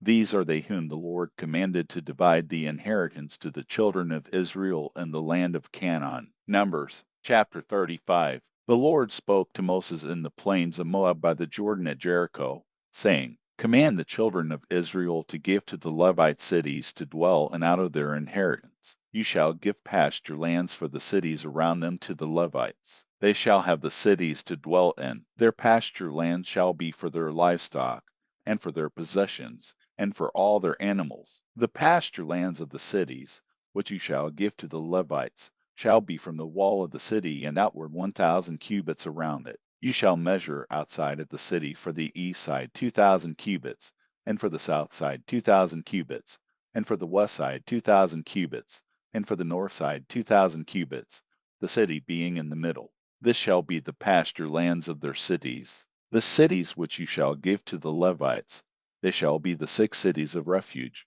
which you shall give for the manslayer to flee to. Besides them you shall give 42 cities. All the cities which you shall give to the Levites shall be 48 cities together with their pasture lands. Concerning the cities which you shall give of the possession of the children of Israel, from the many you shall take many, and from the few you shall take few. Every one according to his inheritance which he inherits shall give some of his cities to the Levites. The Lord spoke to Moses, saying, Speak to the children of Israel, and tell them, When you pass over the Jordan into the land of Canaan, then you shall appoint for yourselves cities to be cities of refuge for you, that the manslayer who kills any person unwittingly may flee there. The cities shall be for your refuge from the avenger, that the manslayer not die until he stands before the congregation for judgment. The cities which you shall give shall be for you 6 cities of refuge. You shall give 3 cities beyond the Jordan, and you shall give 3 cities in the land of Canaan. They shall be cities of refuge. These 6 cities shall be refuge for the children of Israel, for the stranger, and for the foreigner living among them. That everyone who kills any person unwittingly may flee there. But if he struck him with an instrument of iron, so that he died, he is a murderer.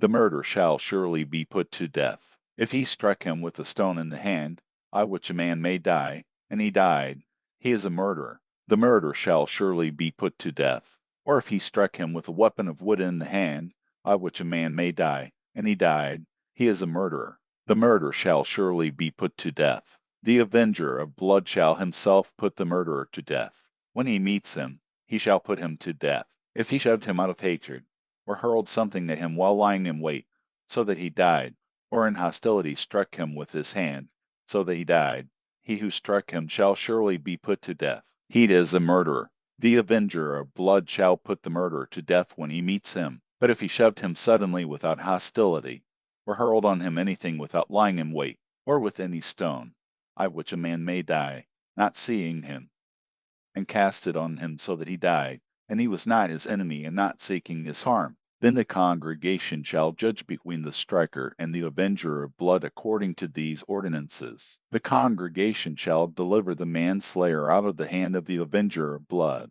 and the congregation shall restore him to his city of refuge, where he had fled. He shall dwell therein until the death of the high priest, who was anointed with the holy oil. But if the manslayer shall at any time go beyond the border of his city of refuge where he flees, and the avenger of blood finds him outside of the border of his city of refuge, and the avenger of blood kills the manslayer, he shall not be guilty of blood, because he should have remained in his city of refuge until the death of the high priest. But after the death of the high priest, the manslayer shall return into the land of his possession. These things shall be for a statute and ordinance to you throughout your generations in all your dwellings. Whoever kills any person, the murder shall be slain based on the testimony of witnesses.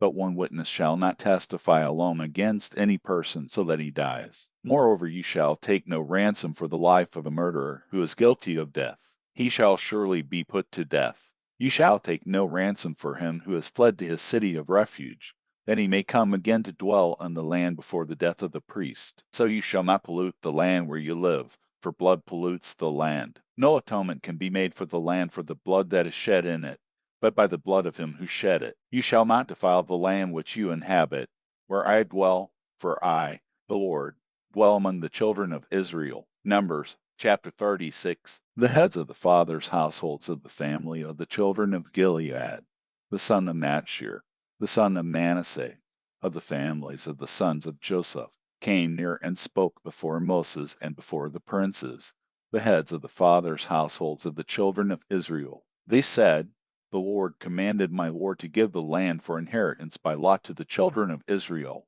My Lord was commanded by the Lord to give the inheritance of Zelophehad our brother to his daughters. If they are married to any of the sons of the other tribes of the children of Israel, then their inheritance will be taken away from the inheritance of our fathers, and will be added to the inheritance of the tribe to which they shall belong. So it will be taken away from the lot of our inheritance. When the jubilee of the children of Israel comes, then their inheritance will be added to the inheritance of the tribe to which they shall belong. So their inheritance will be taken away from the inheritance of the tribe of our fathers.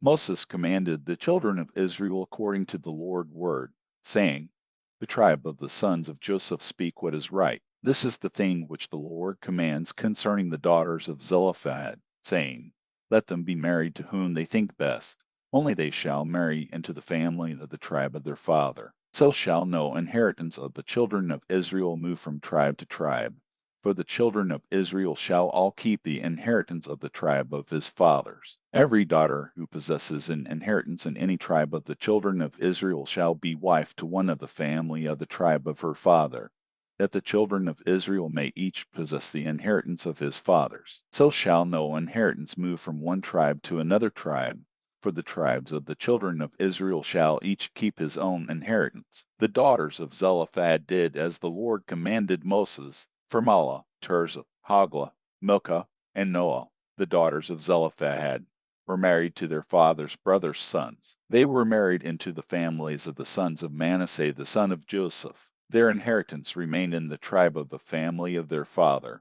These are the commandments and the ordinances which the Lord commanded by Moses to the children of Israel in the plains of Moab by the Jordan at Jericho.